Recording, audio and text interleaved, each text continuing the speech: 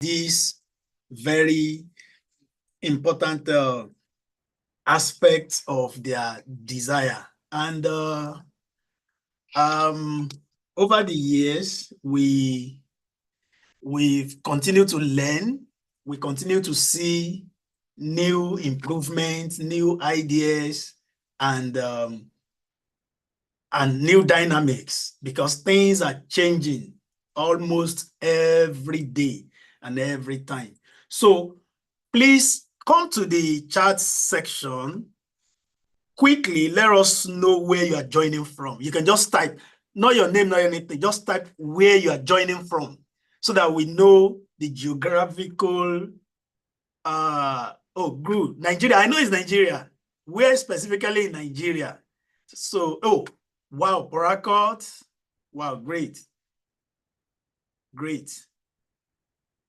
Ondo. Oh, great. Wow, from Germany. Wow, Benue State. Good. Lagos, Abeokuta. Great. Lagos, Ota. Wow.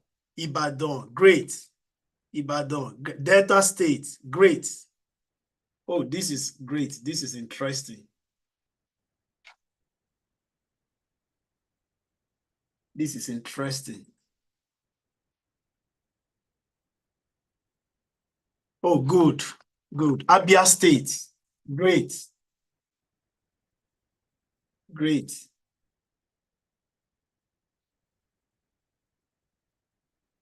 Good, good.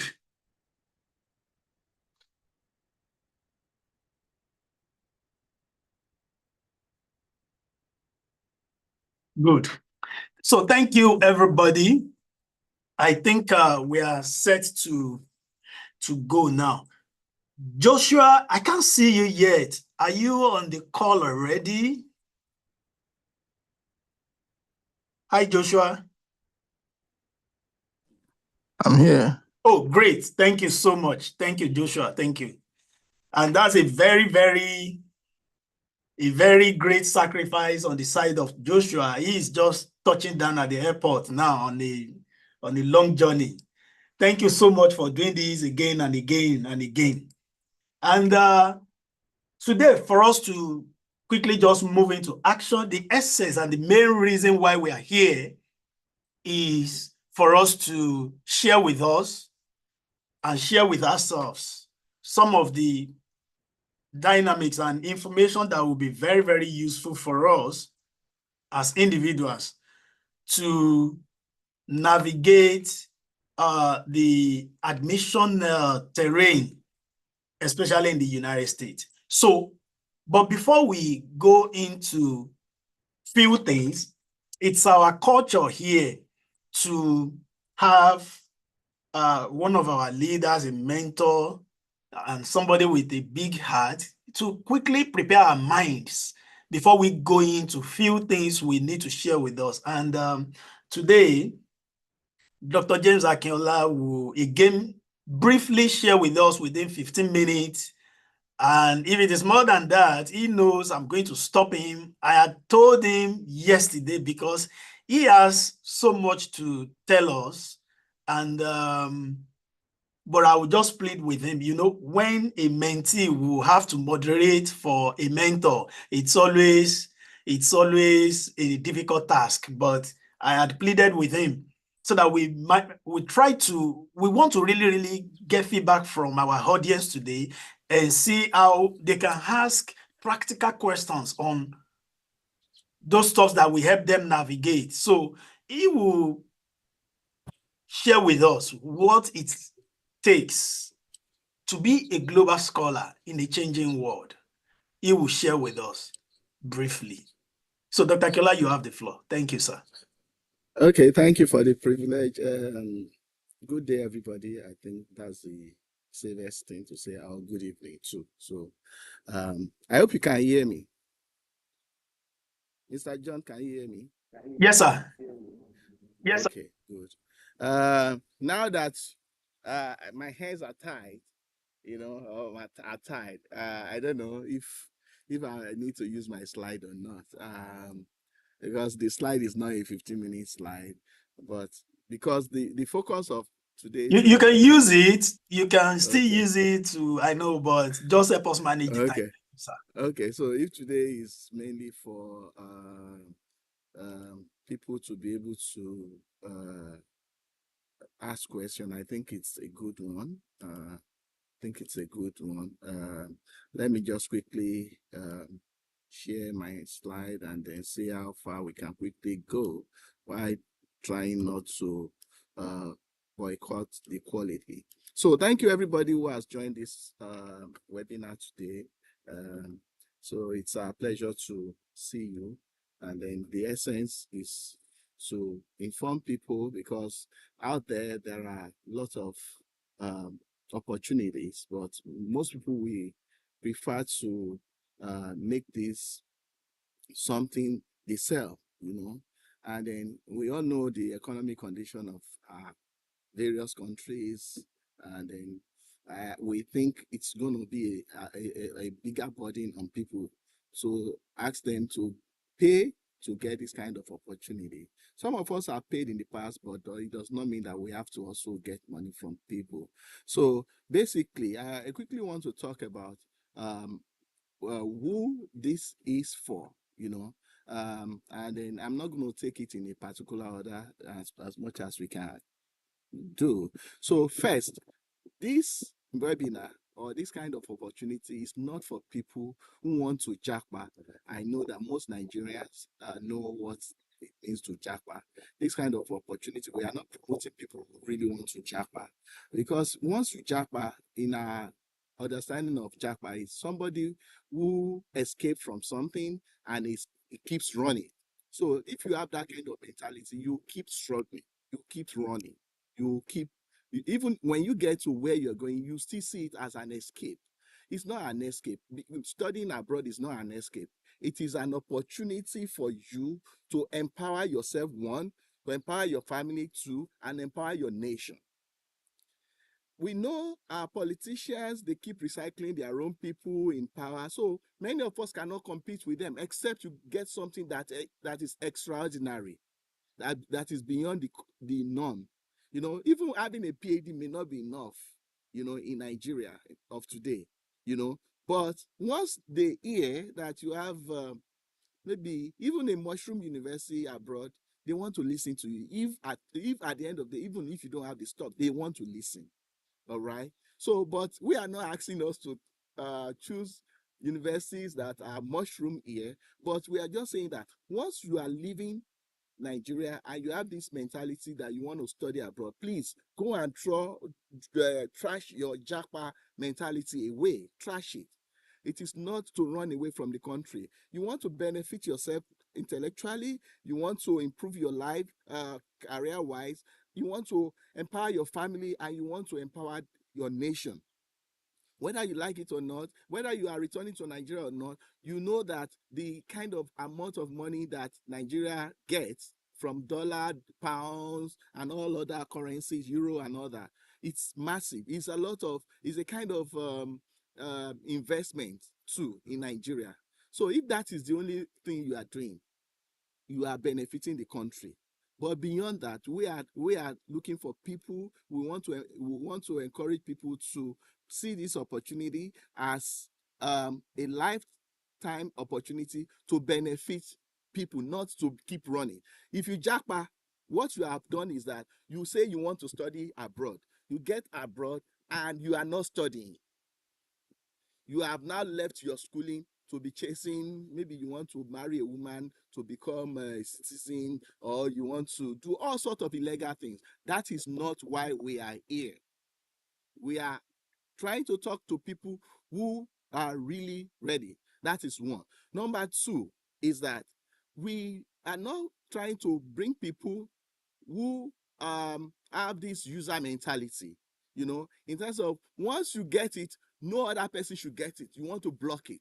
We know of the guy in the UK who went to say all sorts of things about Nigerian people and all that. That is not being a global scholar, So people have used a particular platform, but they don't mind. They just want to remove the ladder that no other person should be able to use it. What about the people that even that have assisted you to get to that ladder? You don't need to be praising them all around, but you also need to be mindful of how can I bring in other people by the grace of God. If we add the people that have benefited from some of this webinar, they are not less than 44 as of today, if by those people who are coming in, and that is satisfying for us between 2021, 2022, and now, and that is satisfying for us. And I know a few of them that have also brought other people that we don't even know of until we started talking. I know one of the speakers last year that has brought in 3 other people, and that is what we are talking about. If we are trying to change our country, we need to change our mentality. So that is where attitudinal change comes into place in being a global scholar or being a global citizen. And you must see this as not a competition. It is not a competition. You are not competing with me. I'm not competing with Mr. John. I'm not competing with you. You are all utilizing the available opportunity. So being a global scholar, you should have that in mind. All right. So, and then you should also have, because it's so sad that some of us who have benefited from this, are now exploiting our own people. I think I mentioned that when I started this. They are now exploiting our own people. I see one lady who benefited from some of our webinar, and I said it in the group, in the WhatsApp group. She benefited. Now she is monetizing 25,000 from each person just because you want to attend this webinar. Yes, if they are collecting 50,000 from you, it's what it is more than that because of the value. But do you actually have the money? Even if you have the money, can't you use the money for something else while you benefit from this knowledge? So on that note, I want us to really take this more seriously, and then have it in our mind that, one, I am not Japa. What I want to do is I want to relocate abroad for a purpose, study. And if once I finish study, or in the process of study, I'm benefiting myself intellectually, academically, career-wise, I'm benefiting my family, and I'm benefiting my nation. Can somebody just mute that person, please? So that's one. Secondly, user mentality. Please don't let us destroy the ladder that we are trying to use. That is not even enough. When you finish using the ladder, keep polishing it, support the ladder, let other people be able to use it. We are not in competition. Let's have attitudinal change. And because we have received freely, I want to plead to us that I'm sure that from this talk today, many people are going to be successful, once we make use of some of these things. So I think I've spent about 5 or 6 minutes. I have a lot to say, but that is basically about being a global citizen. Now I'm going to run us through a few things that we usually do. So wherever they stop me, I stop. If the time permits me, we'll continue from there, and then we'll take other people and take question and answer. So now I want to talk about scholarship opportunities abroad. Studying in the United States can be a dream, but many of us think it is impossible because we think about the cost. We think about the money. Oh, where do I get the money? And truly speaking, dear brothers and sisters, it's getting more expensive. Even to apply for visa now, you pay in the exchange rate. I think it's almost, somebody paid it's not stable. Somebody paid 330 the other day. It's 290 something. It keeps changing. Just imagine one person. You pay for service fee. All these things, they are expensive. What about the application fee? There are many universities that were not taking application fee before, but they are now taking application fee because of the attitude of some of us. We bastardize it. We go and say, if you want to jackpot to the US, these are the schools you should apply. You don't even have to pay for application fee. Go. And those people hear that, they see that, and they block that opportunity because they don't want to be blackmailed.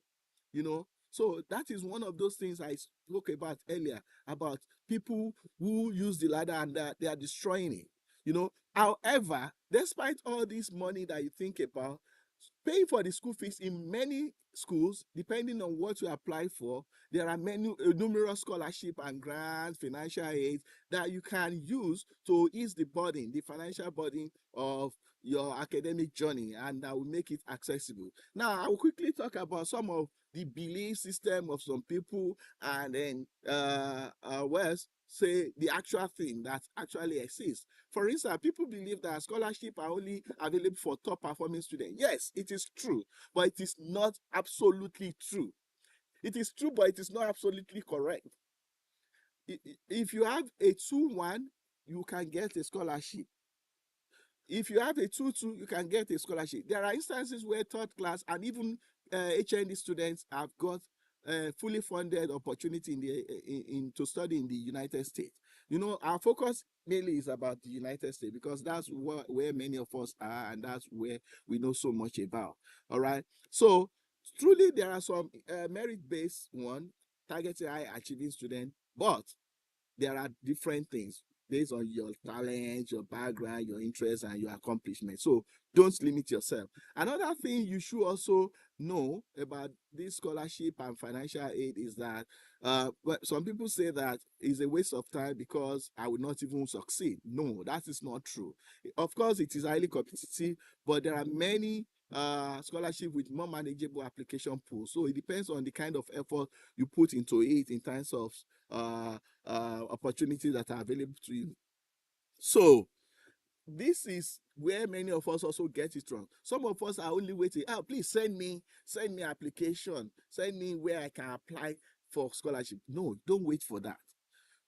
Go online, search schools in a particular state, or search top schools or schools in any state. Whether you use top or you don't use top, just search the name of universities. You will see a lot of them. Once you see the one that is offering your course, please reach out to them.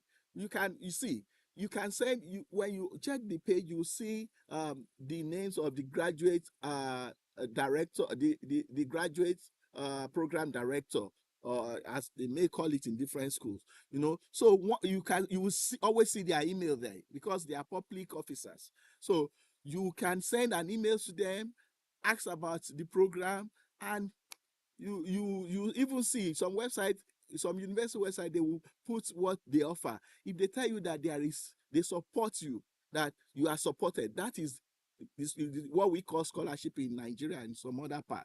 You know, they say fully funded, not funded. So many of us are looking for the word scholarship. You will never see my school, for example, advertised, except you see a professor who needs a particular skill set of students, you know, and say, okay, skill driven set of students rather. And he said, okay, I need this one. Then he advertises. There are some that will advertise because of the kind of grant they get and says that they must advertise. So stop looking for advertised scholarship. Get into action. Go into those university website and look at what they offer depending on your department. If you don't get enough information, email the graduate director. Those ones, they will always respond. It is their work to respond. Okay, now there is another one that you need to do is that, like I mentioned, you check up the university website and all these things, and then you can ask your network and all that. And some of us are now in different WhatsApp group that can help us to do all that. So there are different types of scholarship that my time will not allow us to talk about. They are not so as important as you finding those opportunities and seeing it then. But the most common is the the the general one, graduate research assistant, graduate teaching instructor, teaching assistant, whatever they may call it. You know, the scholarship is an exchange for the work you are going to be doing. You know, so don't be afraid to apply. You know, but you have to do your diligence to know whether you are going to get it. Now, these are some of the scholarship financial aid portals that you may make use of, but I am not so much encouraging them over the fact that you should go to those university website, check them, and then you can decide what you want to do with each of them. Now, before, I'm so happy that they've not stopped me yet, you know, so thanks for winning scholarship and funding opportunity. Now is the time to start. Now, application has not started now for those that will be resuming in August of next year. But the preparation begins now. If you're applying to a school that requires TOEFL, this is the time to know. You know, if you are applying to a school that requires GRE, graduate record exam, this is the time to know and begin. So you want to go on those websites, check the eligibility criteria, apply for those ones that you believe meet you meet, and then emphasize on your strength and your achievement. And you should know that you are competing with so many other people, and you have to convince the selecting committee why you have to be the one they are giving admission instead of the other people, and so on and so forth. All right. So, like I said earlier, I said that you don't have to be a top student to gain admission to the US, but it is also important that once you also want to show that you maintain high grades, even if your previous performance is not as high as it is. Because in some schools, so for example, in my university, Michigan Tech University, they give you the opportunity, if you don't have a very high grade, they give you the opportunity to indirectly explain why you did not have a high grade. Because the way they coined the expression, you wouldn't know that was what they are asking. So, like your strength, something that you have done in the past, and something you have maybe that's a kind of weakness that you had. So you want to bring up those things, But now I also want to warn us that please don't try to apply to just a single school and say, God, I give it to you. There are some of us, even in the past, who have applied to just a school and they got it. When I applied, I think I applied to only 2. Yeah. I got it too, but it's this one I chose, So because I wasn't so deep into it. I didn't have this kind of information. So I just applied to 2 schools. I paid for one, I didn't pay for this one. The one I paid for, I didn't take it eventually. So and again, pay close attention to application requirements and ensure that all your documents are correctly submitted. Mr. John, how many minutes do I have? 1. So But you are even done. Okay, okay. So being a Conclude. global citizen, which is the essence, it requires a lot of preparation. It requires a lot of deliberate effort. It requires a lot of determination, and it requires also a lot of self-belief that you can make it. You deserve it. You can make it, and most importantly, it requires God. God, God factor in everything. We are children of God. I don't know about some others, but I am a child of God, and all that I have achieved today, it is through the help of God, and the support of human beings, here and there. So on that note, I want to thank you for listening. But I'm here. I think we still have a kind of a breakout room later on where we'll be able to answer personalized questions. So thank you for your attention. God bless you. Can we clap for Dr. Akinola, please? Your digital clap, great. Thank you. Thank you so much. That was a great one. And before we move to the next item, because we want to try and do everything very fast so that we get feedback from us, every year I always say this, and I will continue to say it. We are 39 on this call now, by what I can see. Please and please, brothers and sisters, be careful who you hate. Be careful who you dislike. Probably based on what people told you about them.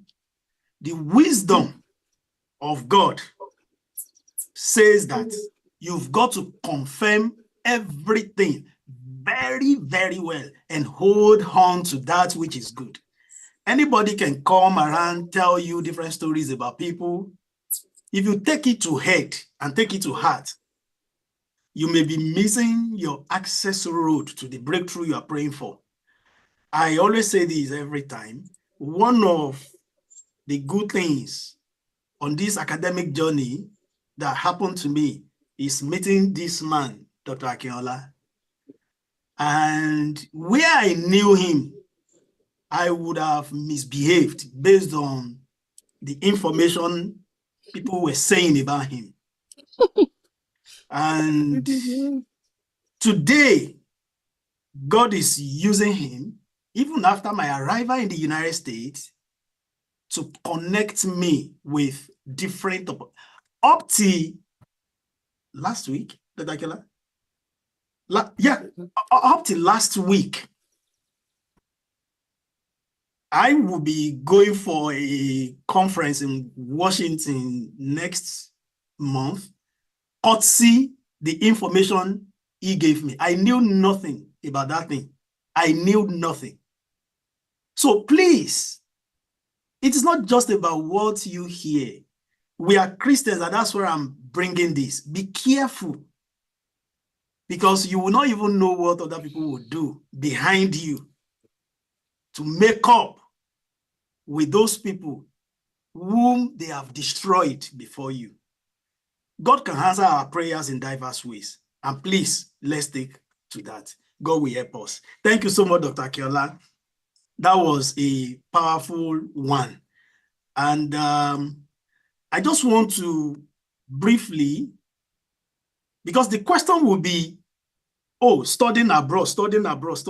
How do I go about it, Gan? How? You know, it was so funny. The day Dr. Akinola got his admission, it was so funny. You know, he was to come to the United States before then. I was in the US in 2019, and he was to come in 2020. Yeah. And COVID came, lockdown everywhere. In fact, as at the time COVID was on, I thought he had been locked in the US. Then he said, no, you couldn't go. Why am I saying this? When this admission came, and he just came to my office, he said, Adebayo, come. And I went. And he told me to sit on his chair, which I did. There were some students there, and the students were disturbing, so I left. Again, he came to my office. He said, come. I asked you to sit on my computer. I said, yes, I sat on your chair. He said, didn't you read my email? I said, see, my area of research is ethics. I don't peep into what I am not given access to. Then he looked at me. He said, okay, read this email. Oh my goodness. When I read the email, I screamed. And I had to drive the students that were there. I drove them out. Guess what? It was an email of a fully funded PhD in the United States. The same information I've been looking for. And that was the genesis of my own breakthrough. Now, he knows me, he knew that my reaction to such a good news would be different. But he saw another reaction, and he knew that I didn't read the email. I was so happy, and that was how the journey started. Then he said, you too can do the same. I said, how? I knew this thing exists, but I didn't know how just to go about, how to get the information, how to do this. And that is how the journey started. So what you see today, that we're doing today, that was how the journey started. He was the first person, at least among our colleagues and elder brothers and senior colleagues in the university, that got it. You know, then I asked him, how do I go about this thing? So one thing I want you to know, that it's almost a journey of 1 year. It will take you almost a year between the time of your preparation, application, admission, visa, and your arrival in the United States. I hope we are following. Now, yes, sir. Oh, good. It will take almost 1 year. Then he told me, I remember that day he told me, okay, this is what you need to do this is where to start. I said, my goodness. That same day, I sent emails to about 4 professors that day. It was on a Friday, I guess, and by Monday, I went to show him. He said, Mr. John, he said, I have no doubt you are going to the United States next year. So he's one man that believes so much in me, even when I didn't believe in myself. So how do we go about it? Can you all see my slide, please? Okay. This may not be a comprehensive step-by-step, but there are just certain things you need to know. How to start your graduate school application as an international student. Now, I will recommend, and he mentioned it, as we are all here now today. Oh, somebody is raising up his or her hand. How come?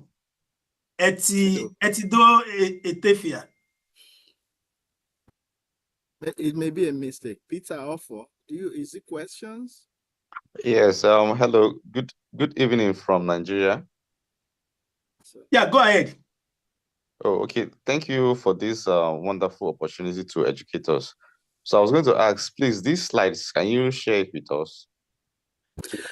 We are recording this on Yeah. YouTube.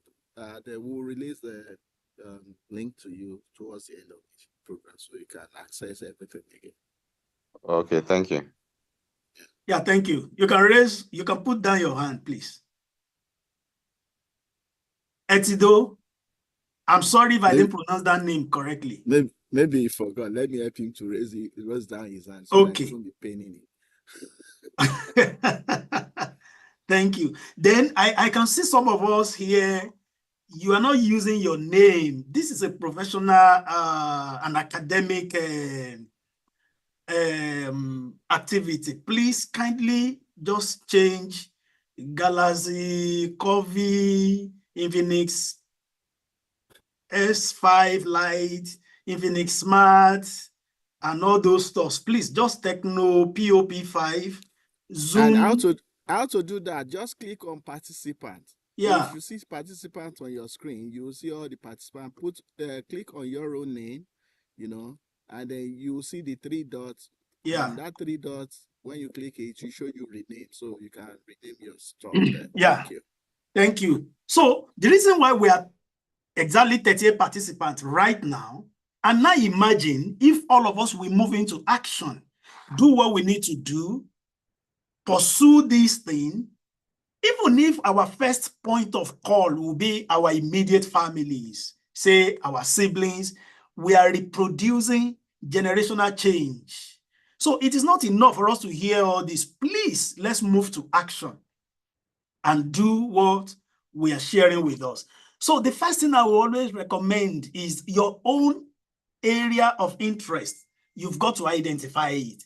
What is my area? If, for instance, I read library and information studies or information science in Nigeria, if you want to go for your your master's or your PhD, especially PhD, it is no longer a general thing.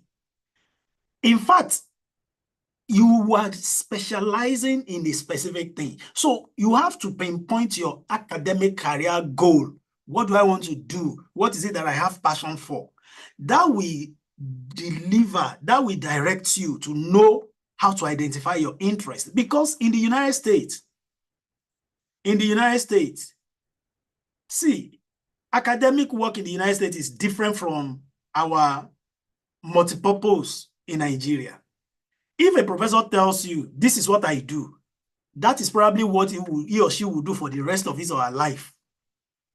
And when you bring in another dimension, the person will tell you, oh, I'm not a specialist in that. I am not an authority.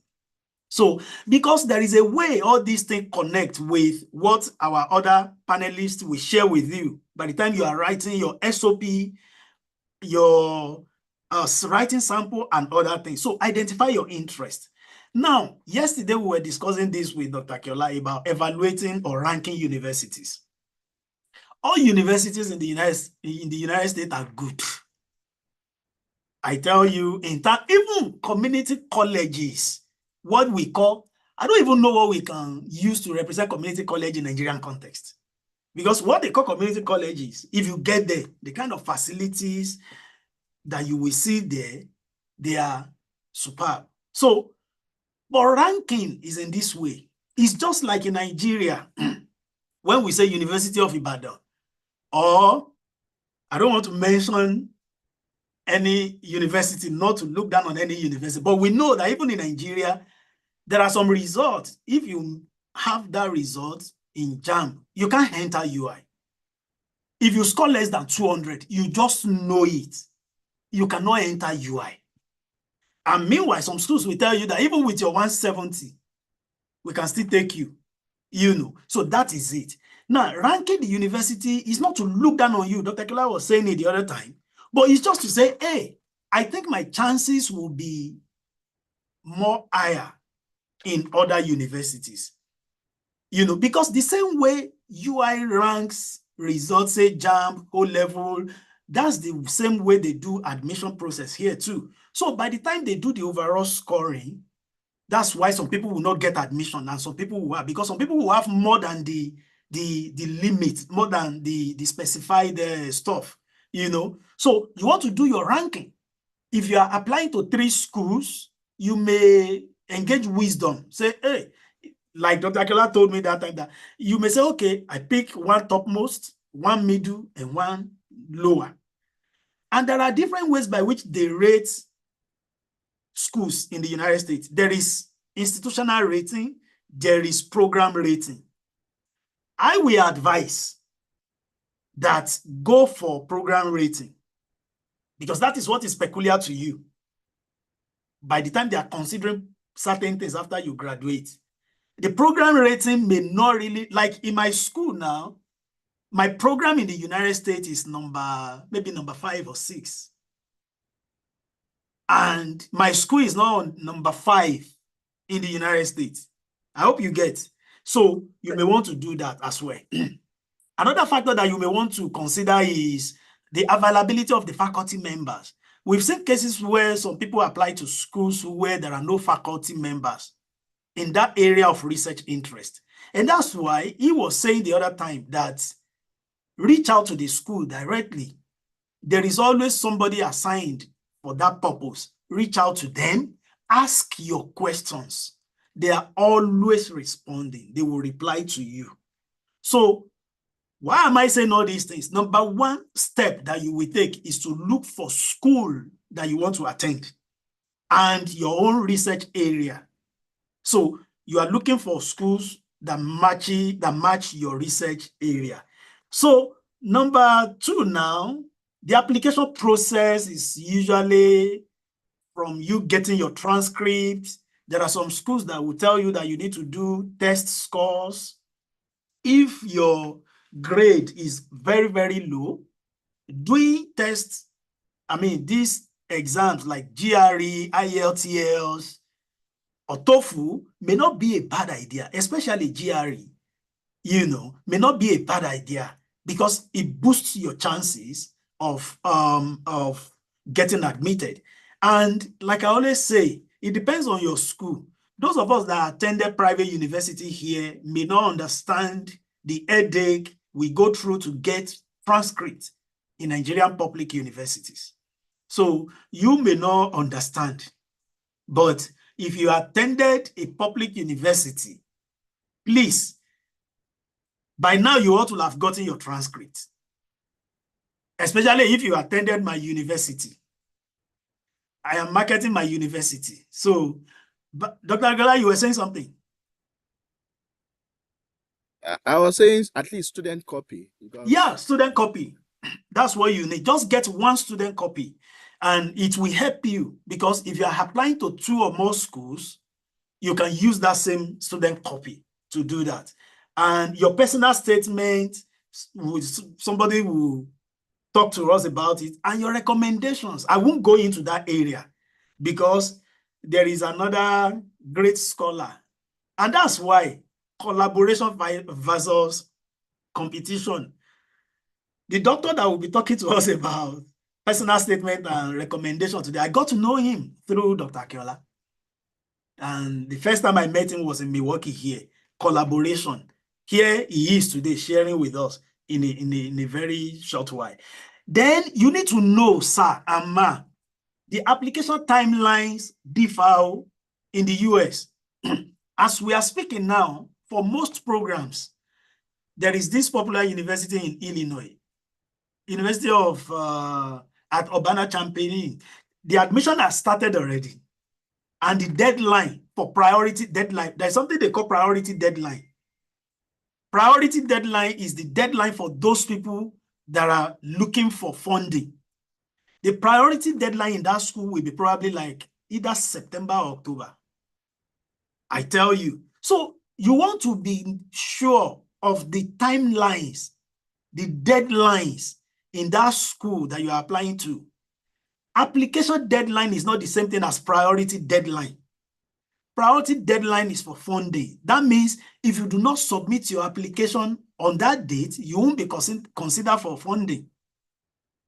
no matter how much you pray, is gone. Otilo.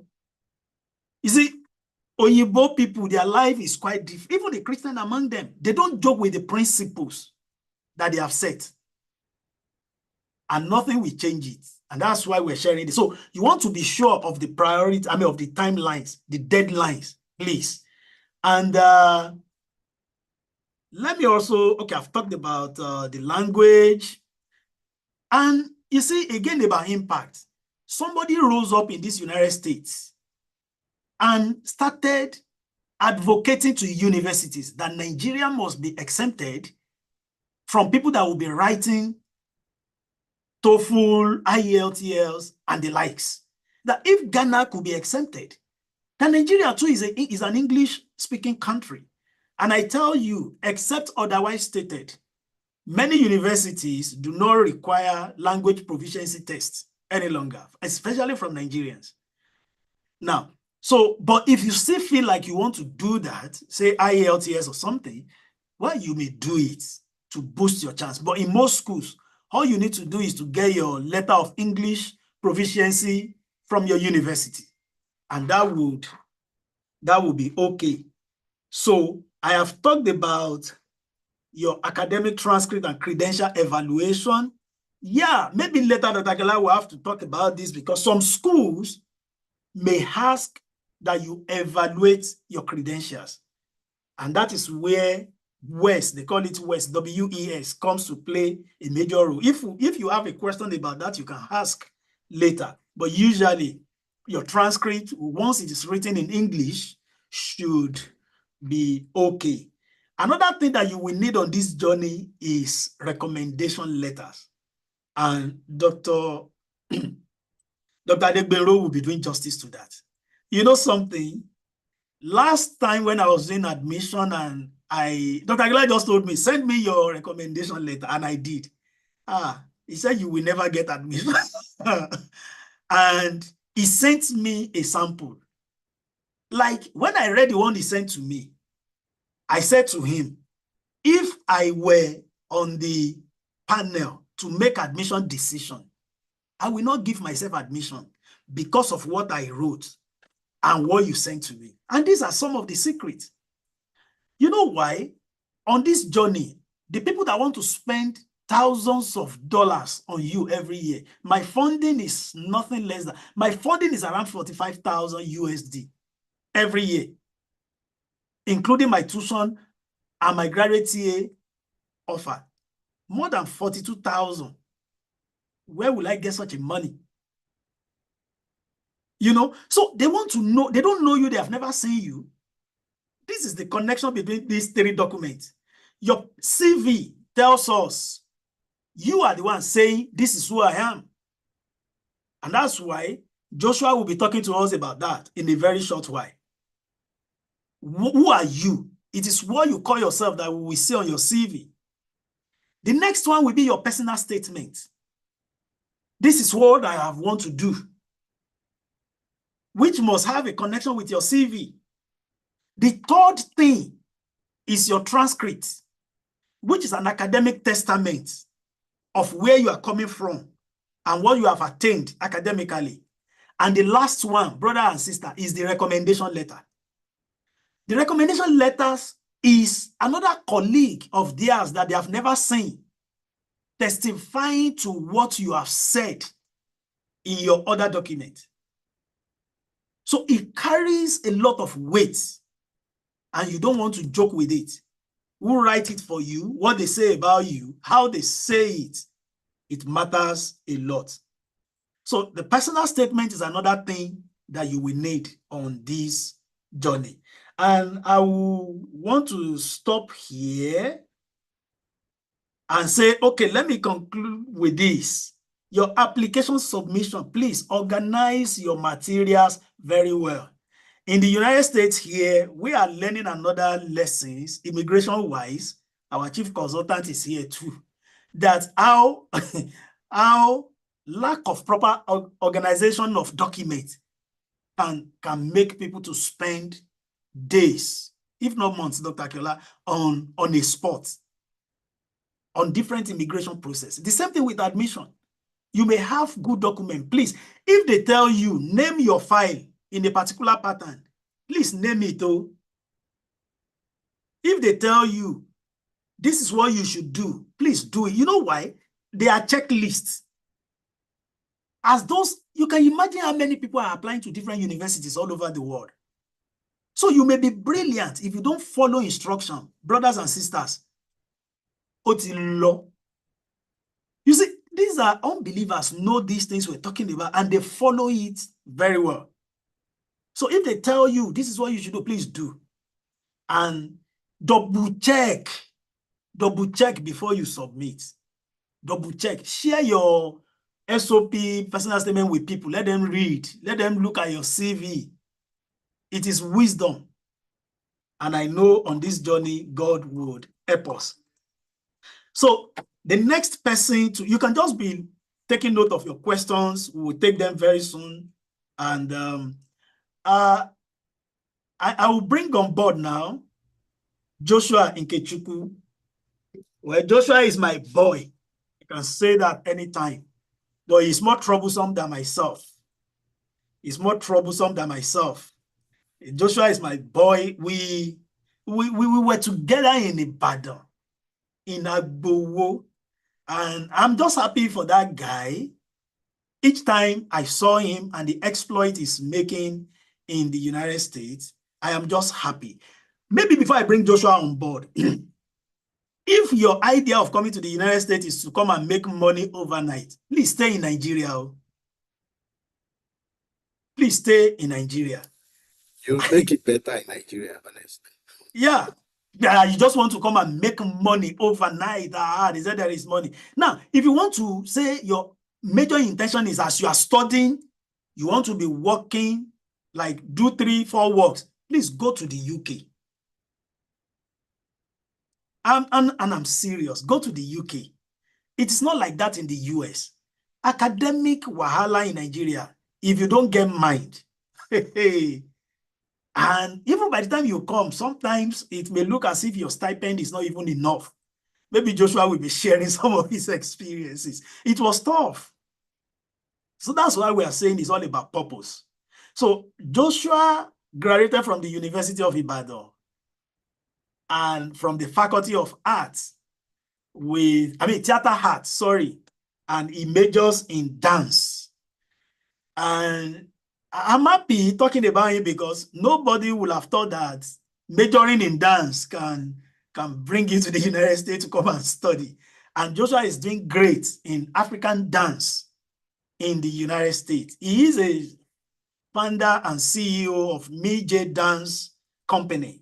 The company he founded in Nigeria. I have attended some of his shows, very creative and innovative. And God is helping him. In the United States here, Joshua is a city boy. He lives in Buffalo, in New York. But today, he will be speaking with us from Boston. So he arrived in Boston not too long ago. And it's a lot of sacrifice on the side. Joshua will be talking to us about your writing sample and your CV. Joshua, go ahead. Thank you, brother.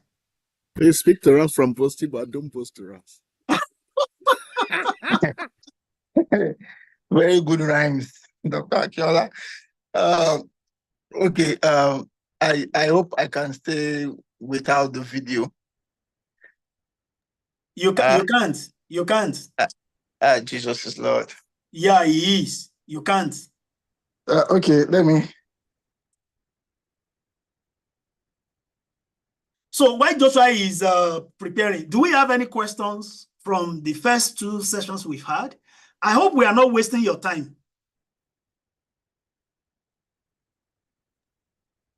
Any question? If you have any question, you can just unmute yourself and go ahead. Oh, no question? I have a question. Yeah, Afolabi Daniel, go ahead. Thank you, sir. Sir, my question is it true that early submission of an application, even while the deadline is still on, has higher priority than those who probably submit later, even during the before the deadline. I mean, like maybe the deadline is August now. Someone submits an application today, and then maybe the other person submits next week. Is it true that the person that submits today stands a higher chance of being admitted than the person that submits? Dr. Akeola? Yeah, thank you for that question. Well, since everything is based on evidence, I would say we don't have very clear evidence about that. But logically, I think it can be true. I use the word it can be true in the sense that these people that you are submitting your application to, as you are submitting, they are bringing them together, checking the preliminary stuff, sorting them. So sometimes when you submit, they probably glance through your application and they get interest and they mark it, something to look at, and until the time they have their meeting to look at them together. But in my department, I am aware because I have worked with my department a section that does application before, so I know that they take the application in batches. So if you submit early, all right, you can go with the first batch. And if they want to, for example, this year they have only 11 people. When we came in, they had only me first. Then later on, one of their own students backed out, so they took another person. So we were two, So, but I submitted very early because I submitted first, and then they didn't give me funding because I submitted for the what's it called, the spring. The spring admission, so I couldn't get funding. So I reapplied again very early for fall, and then my admission came very early. So my colleague that they both gave admission, when we were talking, his own admission did not come until around March, April, even May, towards the end of May. That was when he got to admission. But because so that would be a kind of evidence that okay, I submitted early and got my admission early, and then so that might be considered later. So what is if I don't have anything that is delaying me from submitting? I will submit my admission early so that I can be considered before they start paying attention on some other people. Because first impression, like we know, lasts longer. So if they see your application, it might even be a standard for others. So I think it might be true, but it may not also be true. And it may also depend on the schools. But whether it's true or not, I encourage you to submit your admission early. Okay. Thank you, Dr. Akeola. I think we got a notice that, Dr. Akeola, maybe you try and check the volume from your hand. Please, can everybody hear us very clearly, please? Oh, yes, we can hear you. I can hear you. Oh, good. Did you hear me clearly? Yes, we can hear you. Okay, thank you. I can hear you. Okay, thank you. Hello, did you hear me clearly? Yeah. Yes, we did. Maybe you should turn on the volume of your set, whether your phone or whatever you are using. I think I'm outside and I'm shouting enough. Okay. So Joshua. Uncle John, you are muted. Okay. Yeah, this is me. I can't even hear anybody again. Good evening, everybody, and good afternoon from here. My name is Joshua Ikechukwu Chinedu. So today I've been given the opportunity to talk about areas of admission process that I wouldn't be caught talking about, because for someone like me, I hate writing. I don't like it. And I hate preparing my CV. I don't like it too. But I'll go through the processes of how I did mine, and also experiences from my professors. One good thing about the US is the fact that, based on my experience in my own school, they don't expect you to be 100% right in everything you're writing. And that's more reason why when you come into the school, you still undergo a particular English-based test, which I did. you still undergo a CV preparation class, which was done for me. You get, so it's not about how talented or skilled you are in writing. It's about how you can actually communicate your yourself, your intentions in everything you're writing down. So first of all, I'll start with the academic CV. I'll start with the academic CV. One thing You go get dressed. You'll be late for school. Don't worry. sorry, somebody. Yeah, one thing I would say about the academic CV was what my favorite professor told me here in Buffalo. She said, Joshua, no academic CV is perfect, and no academic CV is constant. You keep changing and adjusting and adjusting. And I was in confusion when she first told me. Then she took me to her office and she opened her laptop for me. And I saw different CV for different cases.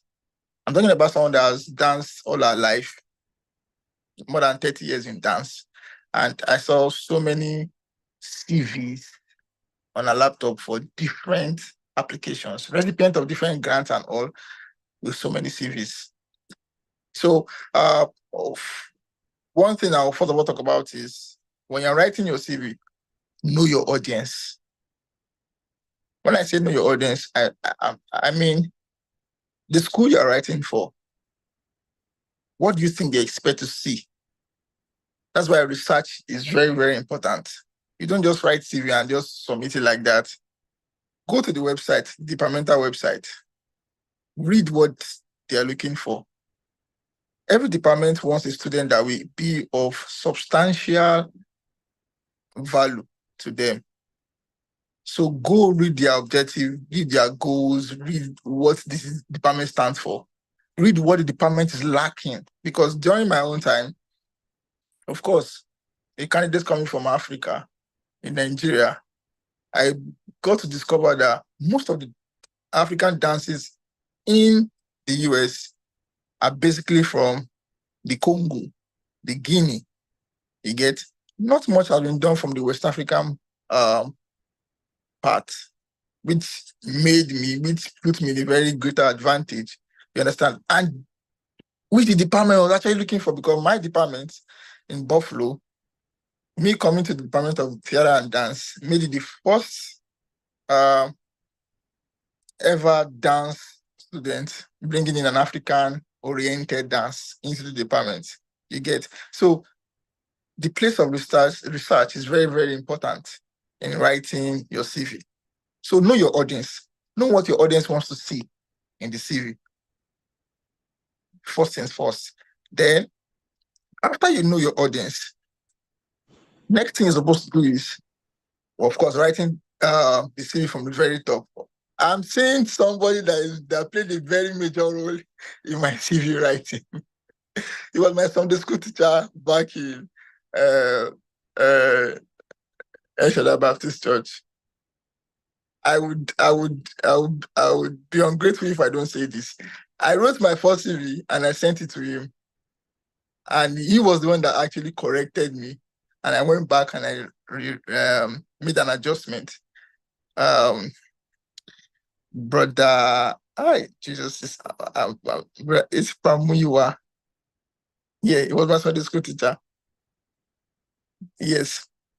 That being said, so your contact information first, your email address, your name, your phone number, your address, your LinkedIn, any professional website that you are in, make sure it is inscribed in the CV.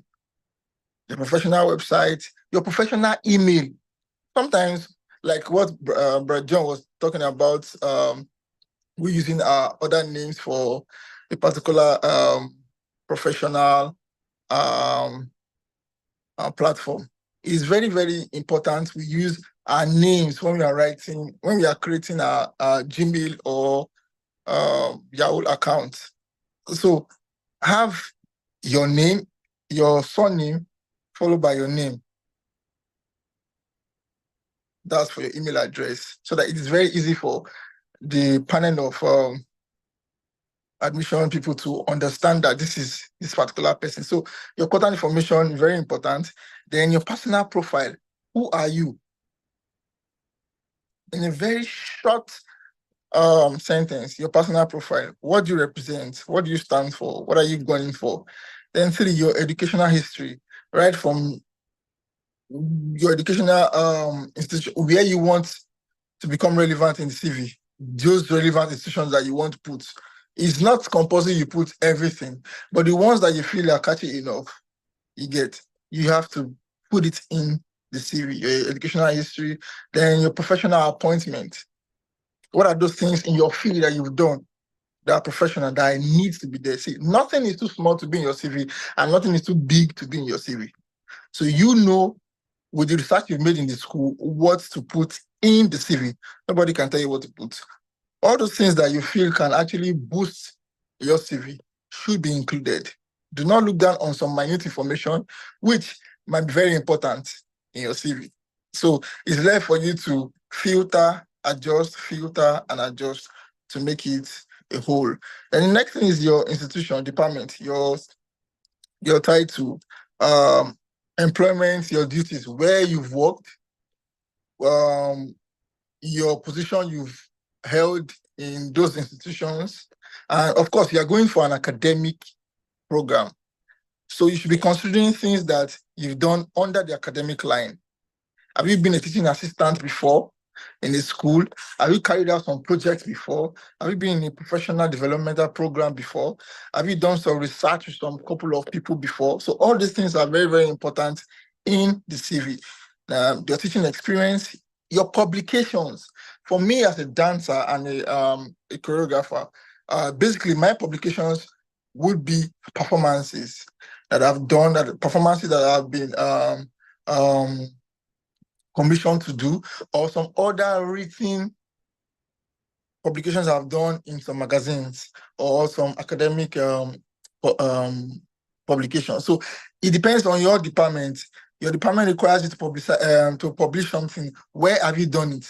What magazines have you published? So those links and everything should be in your CV. They are very important in the admission that you're actually going for. Then grants and fellowship. How many grants have you received? Fellowships have you gone to? How many fellowships have you received? Conferences that you've gone to. All these things are very, very important. They are very important. So you have to put it in the CV. Then after that, your awards and honors. Have you been a recipient of how many awards? No matter how small it is, from your department, from organization that you belong to, that actually throws light on the academic pursuits that you are going for in the school. If it's relevant, just put it in there. Then invited talks. Have you been invited to a particular place to give a speech, to give a discussion, to be like a host in a panelist or in a conference? Or put it there. Very important. Just put it there. Then after the conference, then your research experience. How experienced are you in this given field? They actually want to know. Of course, they believe everybody is not nobody is all I say now a bag full of all the whole knowledge, but they want to see some signs that you've been in line with your career path. Take for example, for me, I finished school in 2016, 2015, I served 2016. And after that, I knew that, because I was telling myself earlier on that I never wanted to do masters in Nigeria because I felt my department has given me all I needed to know. And I wanted to, my own interest was to do masters outside the country. So, but I knew that when a day will come and I will need my experiences. So I never left my field, which was dance, choreography, entertainment, and all. So I was teaching in some schools. creating pieces. I was also creating my own pieces in the University of Ibadan, theater department, staging my shows and all. And all these steps, little steps I was making was in line with the common goal.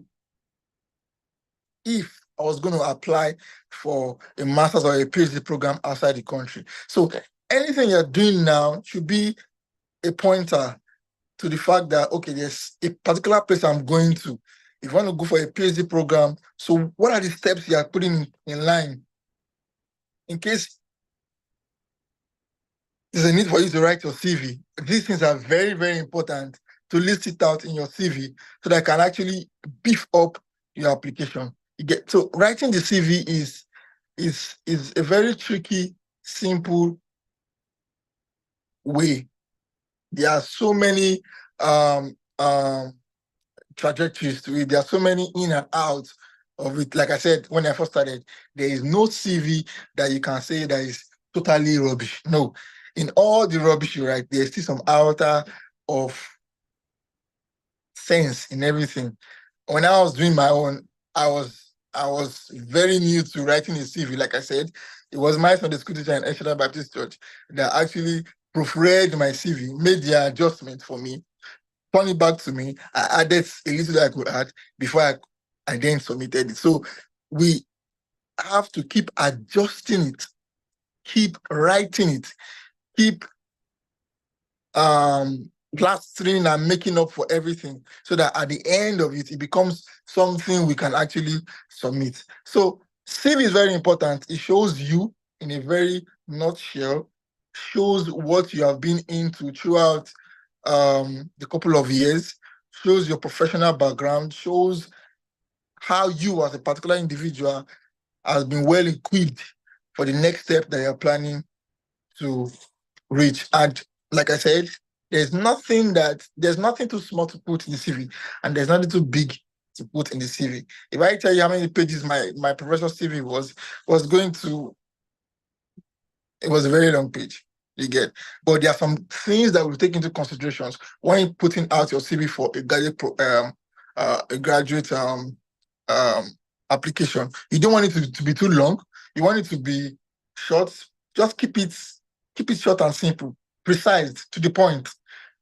Just keep it to the point so that people that are reviewing your CV will know that, okay, this is what this guy has done. This is what his research interest. This is what he's going for. These are his aims and his objectives. You get. So that is that. Quickly to writing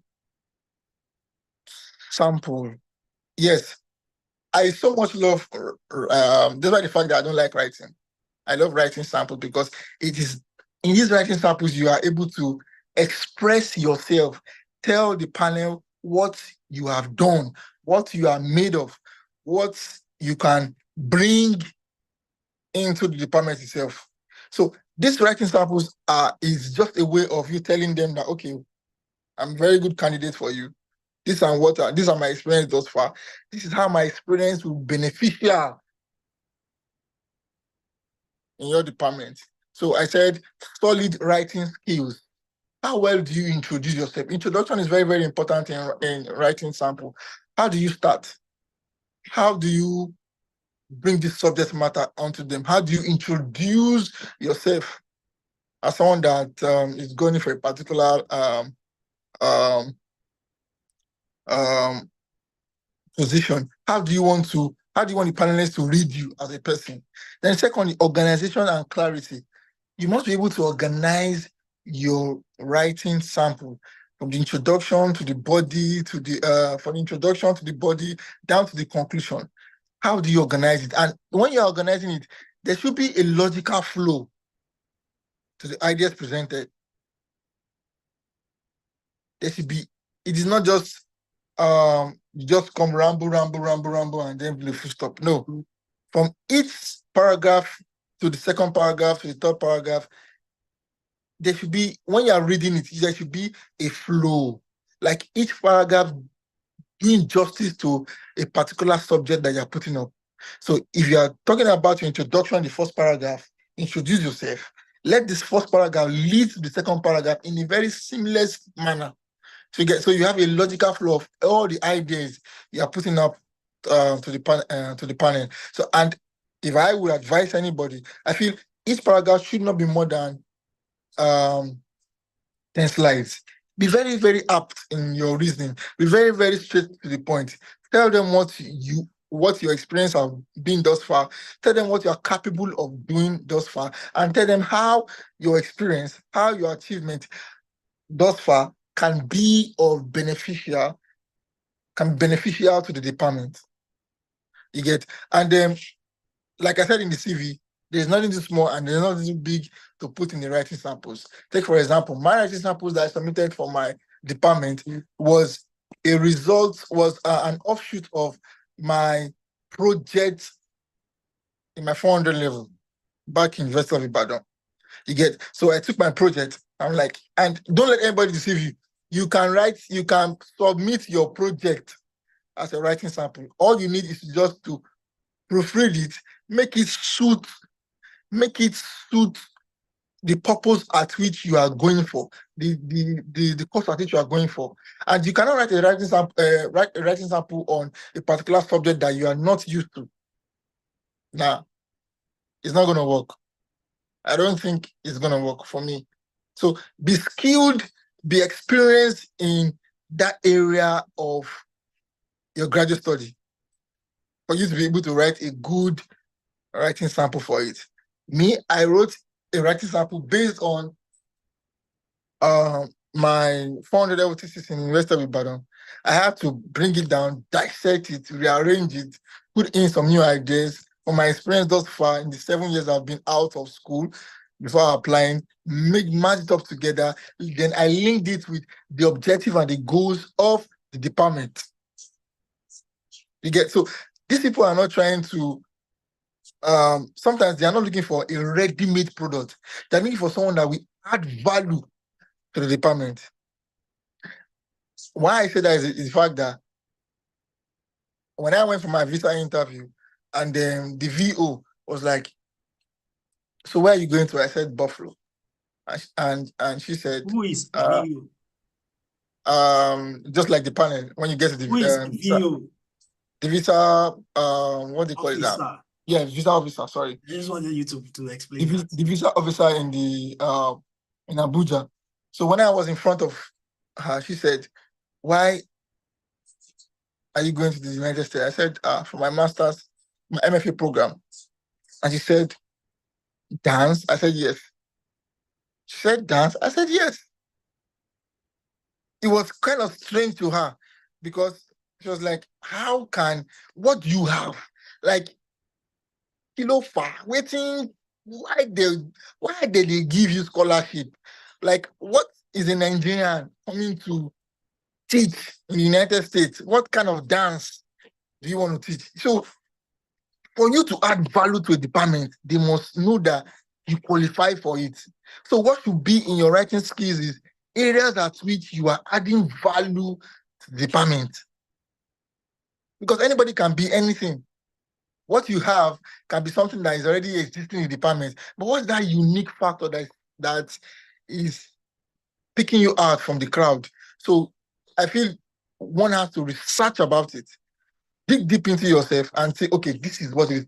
When I was going to the University of Buffalo, I knew that as at the time that I got the admission, there had been no African dance students in the department. So and there had been no ballroom dance. These are the areas that I was good in. I teach Latin American dance. I teach ballroom. You get? I teach Afro pop and hip hop. So I knew that all these my areas were something that the department was lacking, and I was just trying to capitalize on it. So you have to do research. Is very important. Go to the department, see what the department is lacking, see how you as an individual is advantageous to them, and push those things out in your writing skills. So firstly, have a solid skill of writing. Please check for grammatical errors. Coming to the US, we are colonized by the British. I've suffered this a lot. My first year, I could tell you that when I write, my professor says, Joshua, you're writing rubbish. What is the meaning of this? They don't know that our English is different from theirs. So there are some different grammatical errors I faced. I was a victim of so many. So I had to start going back to see the American way American way of spelling and writing and all those stuff. You understand? So make sure you research, and all the thing boils down in research. Don't take research for granted. It's very, very important. So have a good writing skills. Your introduction should be great. Organize it and make it clear. Let it be very, very easy to read and simulate. Then critical thinking. How do you channel? How do you connect the dots in this writing sample? How do you connect it? So you should be able to connect it so that anybody that's reading it should understand that, okay, this is where this guy is coming from. This is where this dude is coming from. This is what he's coming to do. This is what he's coming to. This is the value he's coming to put in the school. And the last thing that most of Nigerians, we don't take into consideration is consistent citation and referencing. It is very, very important, my brothers and sisters. In the US, citation is very important. Referencing is very important. In my school, is a research institute. And once you make a statement and it's not backed with reference or fact, you're in for trouble. This is what I've understood over time. So if you are making a statement and you know it from someone that the statement is from, you must cite it. Be consistent in your citation. Be consistent in your references. So once you can get all these things done, I feel we are good and up and running. So as a point of recapitulation, solid writing skills, build your writing skills. Now, one thing I understand is that nobody can write this thing for you. Yeah. Nobody can. It's not possible. The earlier you start developing it, the better. Nobody can write it for you. They can only proofread. But the main idea has to come from, I wonder how people do it. For me, it has never worked, and it will never work. I don't even pay to work for me because I want to write everything myself. Yeah. You get solid writing skills, organize it, make it clear, straight to the point, clearly to understand, identify. Then critical thinking, connect your dots very well. Be very, very good and able to connect all the dots from the first paragraph, second paragraph, connect the dots very well. Then consistent citation. Please, please, and please reference, do the citations, and I guess we'll be up and running. So that is that on my end.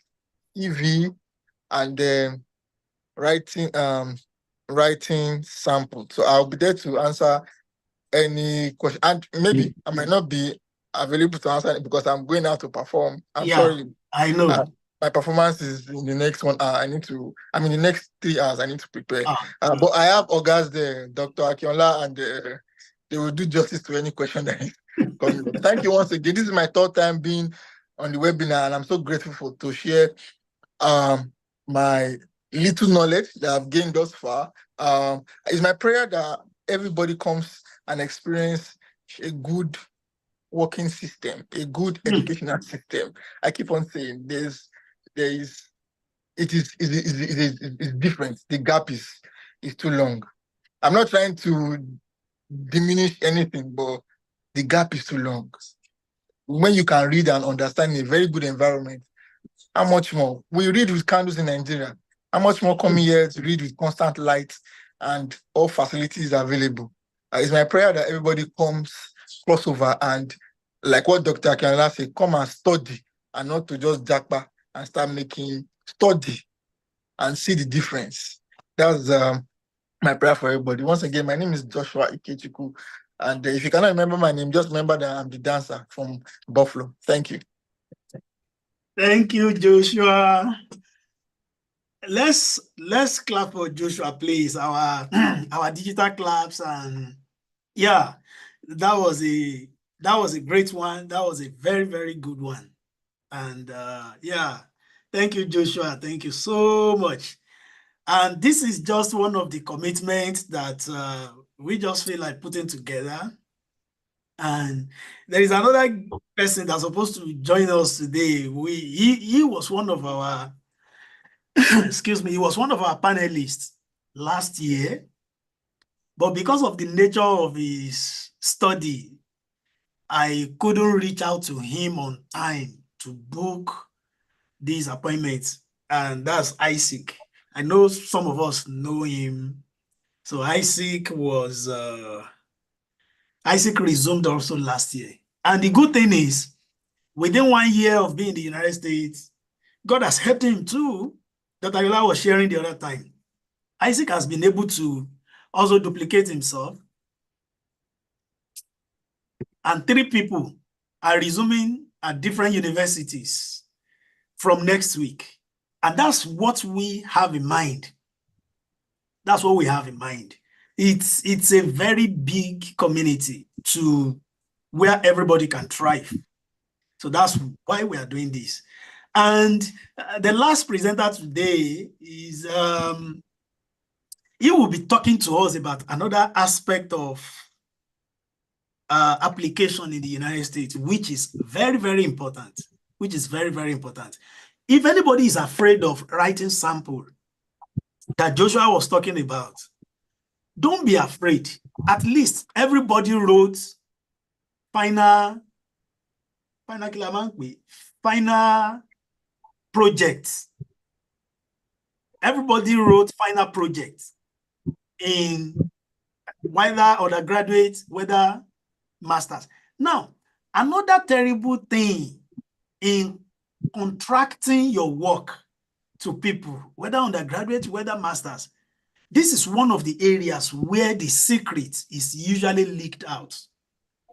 And that is why it's always good to acquire that knowledge, because it will show, it will be evident.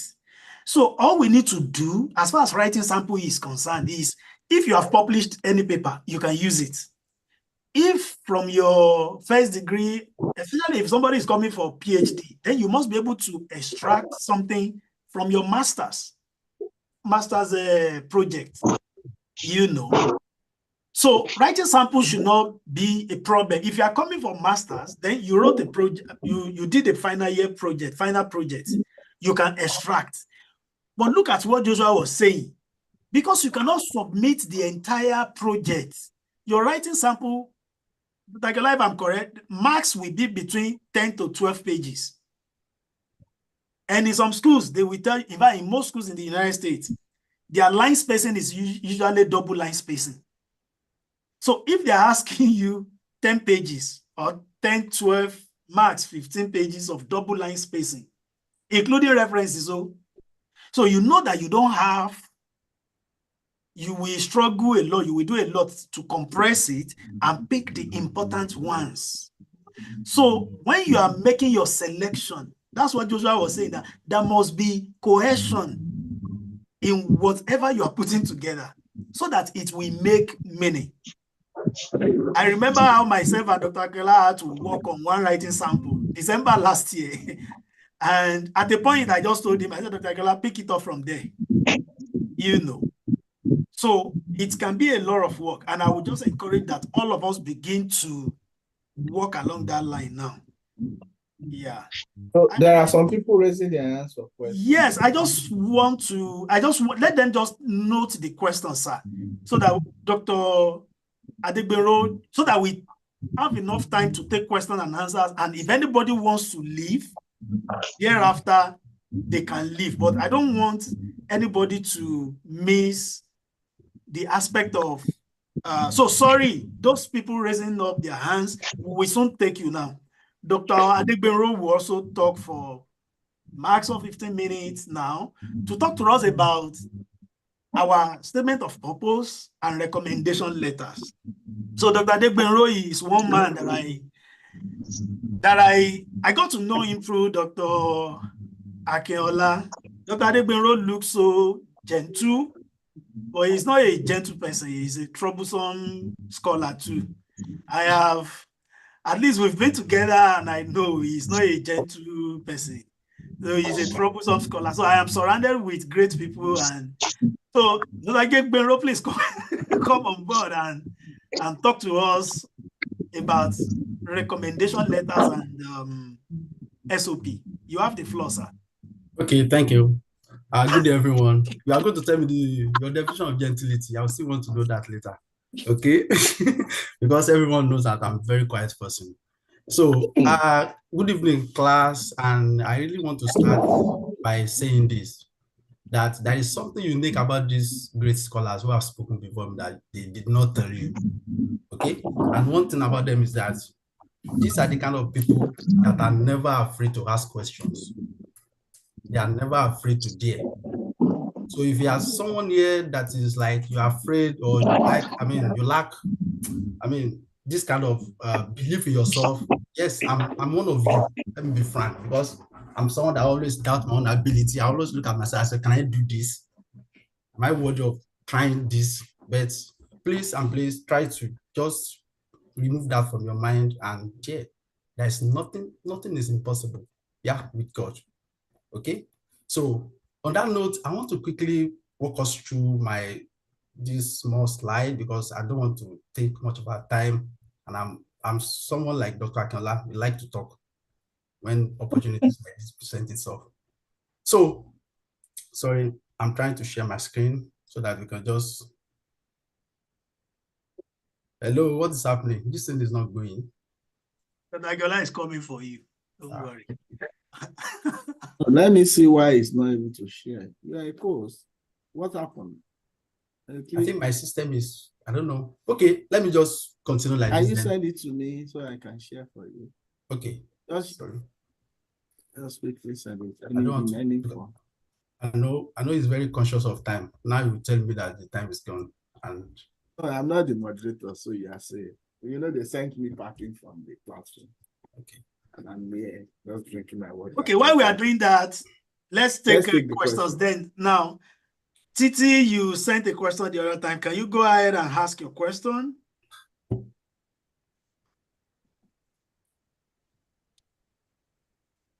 Hello, I'm in a new environment, so I can't ask the question right now.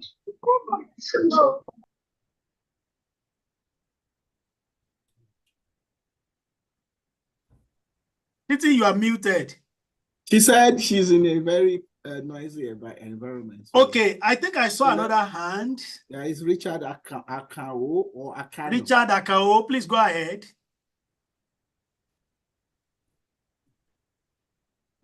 Richard Akano. I think it should be Akano, not Akano. Okay, Richard Akao. All right. Go ahead. Good evening. Good evening. Network. No.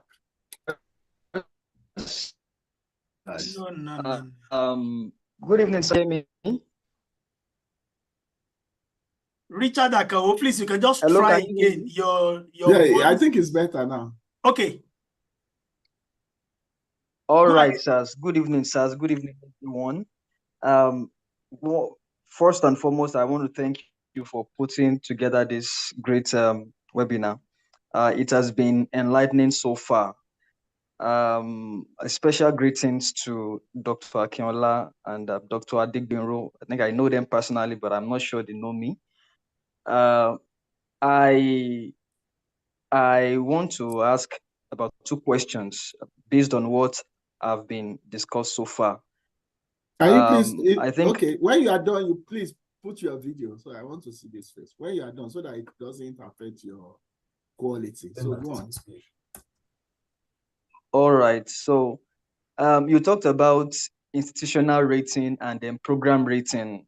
For me, I think that is a very, very important point. And I don't seem to get a full grasp of that. I don't know, maybe subsequently you might want to just give another brief explanation on how to go about that. And then secondly, you said we could use a published work as writing sample. I think I'm hearing that for the first time. So I want to know, can we really do that? I mean, use a work you have published for as a writing sample. So what if that work does not really hit on your proposed research that you are probably putting up in your statement of problem?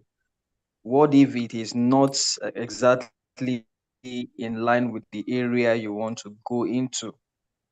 So can it still be used? Is it advisable to use it? That's just my question for now. So thank you very much. Thank you. Dr. Aguilar will talk about the rating, but yeah, when you are sending your writing sample, it does not necessarily has to be in the area of your proposed academic interest. Now, it does not. So what they're trying to test is your level of research knowledge. That you are not starting afresh. You have a prerequisite knowledge about research. Let me tell you, Sas and Ma, by the time anybody gets here, if it's a place to unlearn and relearn. There are many things they do here that are quite different. But they just want to, that's why they said it is not even compulsory that it's a published work. You know, we've seen cases whereby what somebody did in first degree is not what he or she did during masters, different research areas. So don't be afraid about that one, sir. And if it is something, like in my own case, I think the writing sample I submitted was something that kind of, because I had a published work in that area before, you know. So it's not compulsory that it should be a published work. No, they are not using your work for anything. It's just for internal evaluation. I hope that is taken, sir. So, yeah, so quickly, thank you for your question and your comment. I don't know. Can you hear me clearly? We can. So that I can just throw away this since I'm inside the office now. I can, but if you can hear me, I'm good. So, regarding the university rating and then the program rating, we'll come back to that. But let me quickly say something about writing sample. We have read a situation of a student whose writing sample made them revoke his funding, and then I think the person was sent away from the university. I think Marquette or something. What the person did was that the person just went online, copied somebody's published work, and they use it as the writing. No, it was SOP. Was it SOP? I think I've seen one. It was SOP. The one in Marquette University. That was a case of writing sample. Oh. Yeah. So the person just used another person's writing, published work, and then use it. You know, that one is clear plagiarism. But you are saying write sample. This is what I have written before. This is what I am doing presently or before. You know, it is your own, so it is okay. Although you don't write, let's say you are going for a course in IT, and you have done a course in, you have done a writing in religious study. In respect of the fact that, okay, it doesn't have to be the same, it doesn't have to align with where you are going to. You know, their methodologies are quite different. You don't want to do that. If, for example, I'm going for computer science and I've written something on, let's say, data analytics, you know, they are similar, but they are not exactly the same. I think what Dr. John was saying is that you don't necessarily say, okay, this is the research I want to do, and this is my right sample. You don't even know what research you are going to do in the first place. You know, when you go and ask most people that are here, very few people that are those who have what they want to do from day one, and they are able to do what they want to do. You keep changing as you get exposed to courseworks, you know, so you keep changing your mindset, you keep changing until you then get to do what you actually want to do. So your writing sample is not necessarily, this is what I want to do. It is to test, is this person trainable? Does this person have something to train? You know, they are not going to teach you, forget it. In the United States, just like most of us who did masters in Nigeria, especially you are not going to be taught like that, you know, but you are going to be, what you know is going to be facilitated, you know, so that you know more, and in a new way, you know. This may be different from what we used to do in Nigeria, because you do assignment every week, you do writing every week and all those things. But if you don't have a writing sample, and you cannot have a writing sample, you will struggle to do that. And that is one of the reasons I think that they ask for writing sample. Can this person cope with all the every week assignment that they give you? In most universities in the US, you don't do study, then come and do 3 hours exam. No, you do every week. It's the actual continuous assessment. Every week, you want to give a feedback. You want to do presentation. So it's rigorous. So when people say they don't have time, you really know what they are going through. When you have like 3, 4, 5 courses out there, you have to read and give feedback in your class every week, give writing, So, but if you don't have the ability to do your writing sample, you may not be able to cope with that. And I think that is why it's important. Now, back to Dr. Akinola, wait, sorry, 1 minute. Once in 30 seconds, probably. Somebody asked from the comments section that, can we use a co-authored article as a writing sample? I will not encourage that, because it's not yours. We don't know which parts you contribution, your level of contribution and involvement. So we will not encourage that. If you are the sole author, you can use it. But if it's co-authored, you cannot claim it's your own writing. There are many people who did not contribute a letter. So they just put their name there. So you don't want to give that impression. As much as they encourage collaboration, you don't want to start with that kind of a thing. So I would say a capital no. Personal opinion. All right. People might say, I've done that in the past and it's worked. Maybe you are not caught, but if they know, you can be in trouble for it. So for the university ranking, people bother themselves about the university ranking. Hey, Harvard University, Purdue University, and all this. It must be the top 10 university in the world. I know a friend here who was changing university and going to a new university. He quotes that the other university is highly ranked than this one.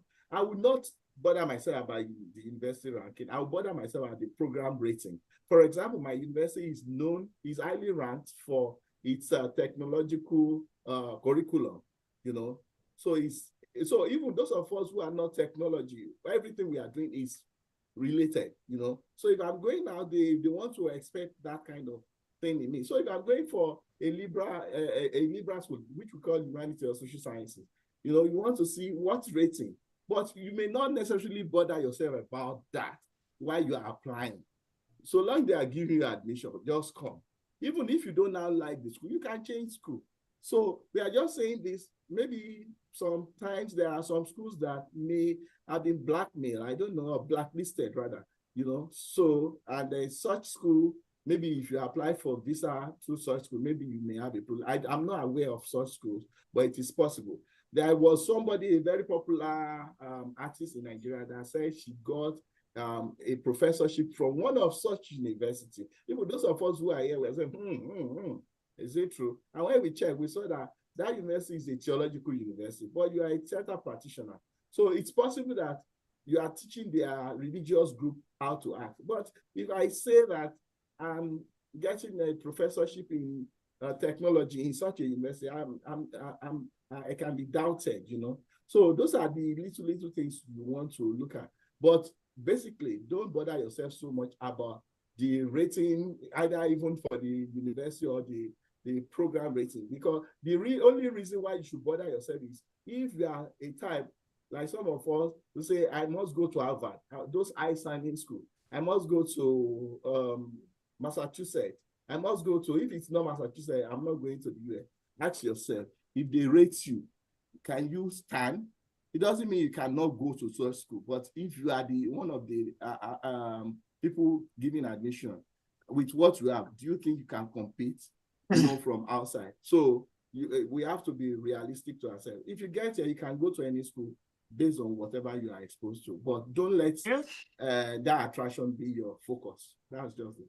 Thank you. Oh, thank you. I think we still have one hand. Ogunbanjo. Oh, good afternoon. Good evening, sir. Please tell us how to pronounce your name. Yes, Ogunbanjo. Hello. Go ahead, sir. Good evening, Dr. Akinola. Good evening, Mr. John. This is Ogunbanjo Babatunde. I met you. We met in Christland University years back, and I worked with Mr. John as one of my boss then. And Mr. John, in the library. I really appreciate, sir. In the library. In the library. Okay. Yeah. So okay, go ahead. Since then that Mr. John left Christland University, I've been following him, but as a mentor. But he doesn't know, because I believe that a way of having mentor is not only when you talk to the person, you can be following the lifestyle and all the parts of that person. So my first publication was, I was like, I have to go and check Mr. John publication online on the ResearchGate. And when I saw the way he published and the way he wrote some things, I have to follow the place he published the first one of the publication, and I threw my own publication over there, and it was accepted and published. So since then, I was like following Mr. John, and I applied also from one of the university, and I joined this group. Somebody sent this link to me, and I joined then. And I've never regretted that I joined this group. And immediately, anytime they posted anything, I checked, I looked, and I followed up. At the time, they posted some, Mr. John posted some school, and he put application waiver on those schools. And I quickly grabbed it and I applied. One of those schools is Senior University. Then I was doing my master's, and I tried to apply for master's because I'm still doing my master's in Nigeria. And why my result was still, after finishing my master, they delayed the result a lot of time. In fact, almost 2-3 years before the result was released. And then the school sent back to me that I should reapply. So I was like, why did they say I should reapply? I don't know. I did everything that they asked me to do over there, putting everything down. I was trying to communicate with Mr. John, but I don't know. But let me just use this opportunity to beg Mr. John, whatsoever I offended you in any area, that I'm very, very sorry. Dr. Akinola, please, you can help me to beg Mr. John to forgive me, and so that I can able to get better thing through him. So I sent so many things, and those people get back to me. And by now, I have 3.3 in my master's. So my question now is that, can I apply for PhD? The school now, Senior University, are still sending back to me right now. You know, Mr. Ogunbajo, you know, we are going to have one breakout room for those who can wait towards the end. So you'll be able to take this personalized question so that we don't keep everybody waiting. So that will be an opportunity for you to wait till that time, sir. Okay. So no problem. Somebody asked, thank you for your explaining the situation anyway. So somebody said, I think Titi Lockman, that about the letter of recommendation, that can I start recommendation letter now, or should I wait until I've been admitted? Of course, recommendation letters are not what you need when you are admitted. They are part of the application package. So you cannot say you want to wait until you are admitted. In fact, you should begin to have people who you are likely going to use as your recommenders now, what we call referees. You know, you should start having them now. Talk to some of them. In fact, if you are going to need 3, talk to as many as possible, 7, 8. And the person that will talk next will let us know about that. So I don't want to get so much into that. Let's take one more question, then we'll come back to other questions so that this person can present. Dr. Oswanda Rignero. Now, Afolabi Daniel, can we have you? All right, thank you very much. I was going to ask that concerning sending code email to please, is it generally advised? Prayer on faith. Please pray the prayer of faith. I've missed the person. So Daniel, let us wait till we get to a general question. I will encourage us to ask questions based on the presentations that have been made so that we don't just lose the flow. All right. I'm sorry if I interrupt you. So Jeremiah, let's have you quickly. All right, sir. Good evening. Please, can you hear me? Yes, please. Okay. I just want to ask in respect to that publication you talked about. If I am the first author and someone is the second, and that area is basically in my field, can I use it, or it has to be a single authored paper as a publication sample? I would say logically, if you have co-authored something with someone and you want to use it as a writing sample, I would advise that you rewrite your own, give it your own topic, all right? And then cite that paper that you co-authored with someone else, and then be the sole author. Don't use that co-authored paper as your writing sample. It's not your writing sample. It's a joint effort. So it's just like you are writing an exam, and then you then needed somebody to tell you the answer from the back. So it's just like that. So you should know that this is a very serious thing, and you don't want them to even look at you as somebody who has a cheating tendency. Adegbero, you want us to say something? Yeah, So I wanted to add. Go ahead. Okay, sorry. I wanted to add something to your explanation now on writing samples. I wanted to ask that this is not actually peculiar to those who in sciences. Okay, if you're in sciences, maybe you are trying to apply to come here to a lab or something, then if you publish someone, that might be tenable, okay, in sciences, but mostly in arts and liberal sciences, I don't think it's advisable that you use a co-authored article for your sample, okay? But those who are like going for like physics, chemistry stuff, most times they expect that you like publish with some others in your field. And then you just have to explain your role. I think the aspect that you took in your research and some other things, you need an explanation to show that, okay, this is what you did. And that is probably what you need also to tell in your statement of purpose. So let me quickly take the floor from there, because I'm sorry for the delay. Now, all of the things we've been discussing ties back to the statement of purpose. You see, every other document that I have submitted for this application, the only place for you to tell us what you are doing or what you have done or what you want to do is in the statement of purpose. And there is something that is very unique about America, which I want us to take note.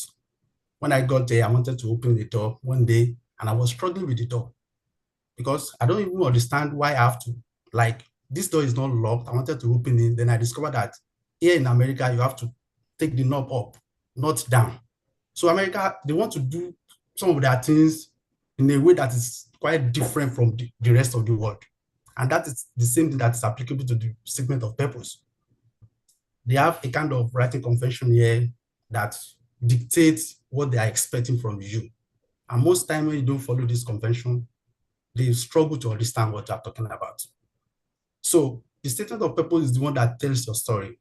So, and that is why when you have this kind of story online where people will say, even if you have a third class, you have a 2-2 or anything, you can get admission in the US. Yes, that is true, but not entirely true.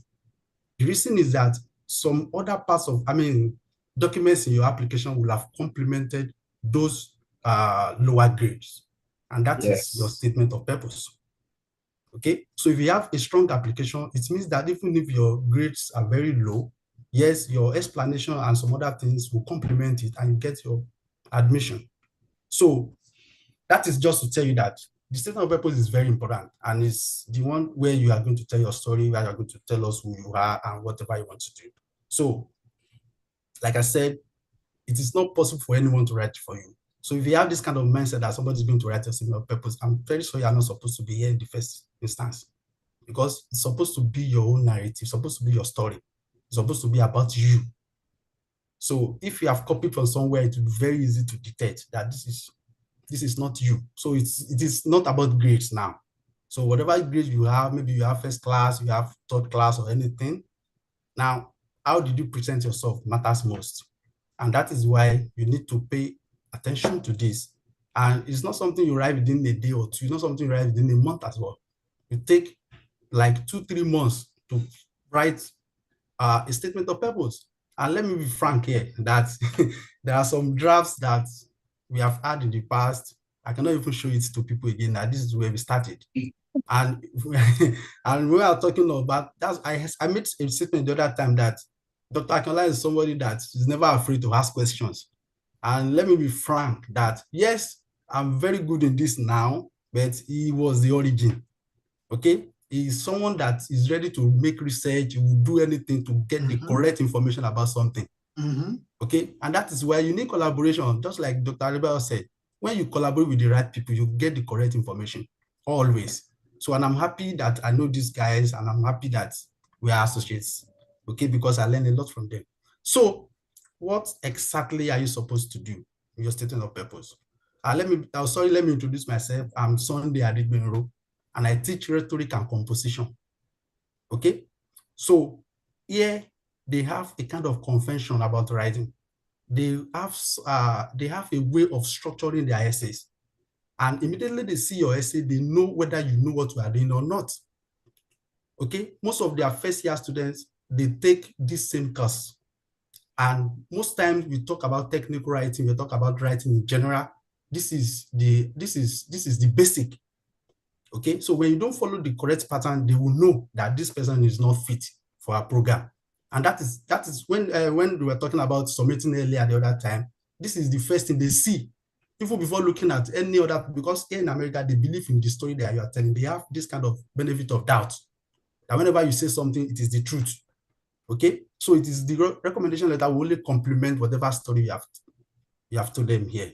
So it is very important that this is about you. This tells your story. It's not like copying from someone else or asking someone to write your statement of purpose for you. Now, what exactly are we supposed to have? How do we structure our statement of purpose?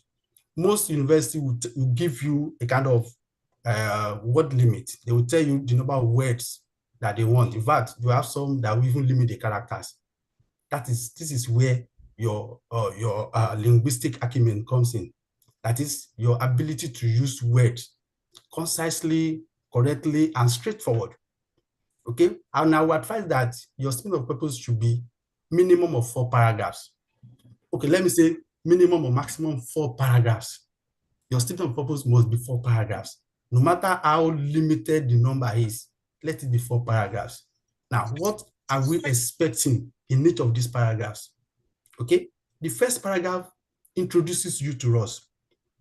And this is where you want to see the difference. This is where you want to see the uniqueness of your story.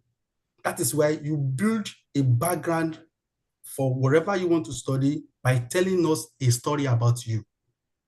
And don't forget, any story you are telling links back to your ability to research or teach. Don't forget the purpose of funding. What is behind funding in America is your research ability and your teaching ability for those who are coming for GTAs. But for those of us who are applying to be a GRA, like going for a science lab, like physics and chemistry, then you focus more on your research ability. Okay, so the first paragraph tells about what you have done or what you can, your story or where you are coming from. Then the last part of that paragraph, there's something we call thesis statement here. Okay, when we are teaching our students, the first paragraph of every essay must have a thesis statement. And that thesis statement, that is exactly where we want to see what exactly are you coming to do? What exactly are you talking about in this essay? Okay, so the last part of that paragraph is the thesis statement. And that is where you tell us the specific part of the program that you want to apply. What interests you in their program? You want to see that in the first paragraph. Okay, so that first paragraph introduces you. Sometimes people will come from like their own personal upbringing, what inspired them to study this particular course. Sometimes some people will tell about a particular event in their life that happened that influenced them to like this course that they are doing now. Sometimes some people even build a story around their undergraduate research. If it is connected to whatever you want to do now, you build a story around your undergraduate research, or maybe something that, maybe your research ability, your research experience or teaching experience. You just build a story around that to show that this is unique, this is about you. So that when they are reading, someone says, then this story is not replicated in another one. Okay, so the first paragraph tells your story, gives us a background of who you are and what influence your decision or your interest in that particular field of study in that school, and nothing but that. Now, the second paragraph, this is where you tell us about the research that maybe you want to do, or you are planning to do. Please be specific, and you have to use vocabularies that are very specific about that research. About that field of study. Don't just use words from nowhere. You want to see, because experts in your field will read your statement of purpose. So if you are not using the correct, the right vocabularies in that field, they will know that maybe you are just shopping from anywhere. So they want to see that, yes, this person is actually someone that is well versed in this. So here you build your interest in a particular field that you have chosen. Sometimes people will talk about their maybe their proposed research topic. Here, actually, they don't expect that you know a lot, and you are not supposed to be saying, I have my topic now. No, nobody's expecting you to have a topic by now. They don't even expect you to have every idea that you want to do. Okay, but you just have to let us know that this is exactly what I want to do. Okay, by being very specific, and I will say very specific. Then here also, you may also want to introduce, okay, let me mention this, that whatever story they are telling in that second paragraph, whatever research interest that you want to claim that you have, if it does not align with those of the faculty members, it is a no-no. So that means sometimes your research interest is not even the most important, but the research interest of those faculty members that you have researched, that you have checked online before, because it must align. That you must have a supervisor before they can give you admission. Okay, but you don't have to indicate that I want somebody to be my supervisor. No, you just let us know that you are interested in the research of so person, because this is what you also do. Okay, whether for masters or PhD, you still have to show something like this, that you are interested in the research of this person, or you have just something like that. You don't have to say I want somebody to supervise me. No, that is not necessary. Okay, except for those who are going to a particular lab, are applying to a particular lab, like physics people, chemistry people. Yes, you are free to do that. You are free to let us know that this is the person that, because most time those professors are the one that fund they fund your GRE or GTAs. Okay, but for conventional people, for those who are coming to the graduate school for GTAs, we are not expecting you to indicate the exact professor that you want them to supervise you. So that second paragraph tells about your research, okay, your research interest and how it aligns with someone in the department. So the third paragraph is about your, let me say, your background in research and teaching now. Okay, your interest in research and teaching. What have you done? What have you done in the past? This is where you can also tell us more about your writing sample, previous studies you have done, people you have worked with. Here, if you can also mention maybe your professors that are going to write your statement, your recommendation letter. You can mention them, that you have worked with this person, you have done this and this, to show that you can, this is you. Okay, don't forget the focus for that third paragraph should be your research ability and your teaching ability. And now schools will expect you to also indicate that you want to teach. Okay, you have to show your interest in that, as in you are excited to teach. And let me say, I learned my lesson from this, because I applied to a school and I was put on a wait list first year. Second year, they put me on wait list again. I said, what is happening? Then we have a guru in the house that will always insist that let's ask them. Let's ask questions. and we asked questions. And from there, the information I'm giving to you now, we got that information from there. That you have to let us know that you want to teach courses, because that's the only way they fund graduate students. So this is very important, as you indicate that, yes, I've taught courses in the past, and I've also started to teach courses in your school, okay? Because that is where you get your funding. So that is basically what your third paragraph talks about your research ability and your teaching ability, okay? Then the last paragraph is your future goals. That is, what is your goal? What do you aim to achieve in the future? What are your future plans? You want to see what, if you want to japa, then please, just like they said, that is not something to be proud of. Okay? So what are your future plans? What are your future goals? Then you can just let us know here. So this is basically the structure of your SOP. Now, how does it connect to your recommendation? I remember Dr. Adebayo was talking about the recommendation letter at that time, telling you how, what to include and what not to include.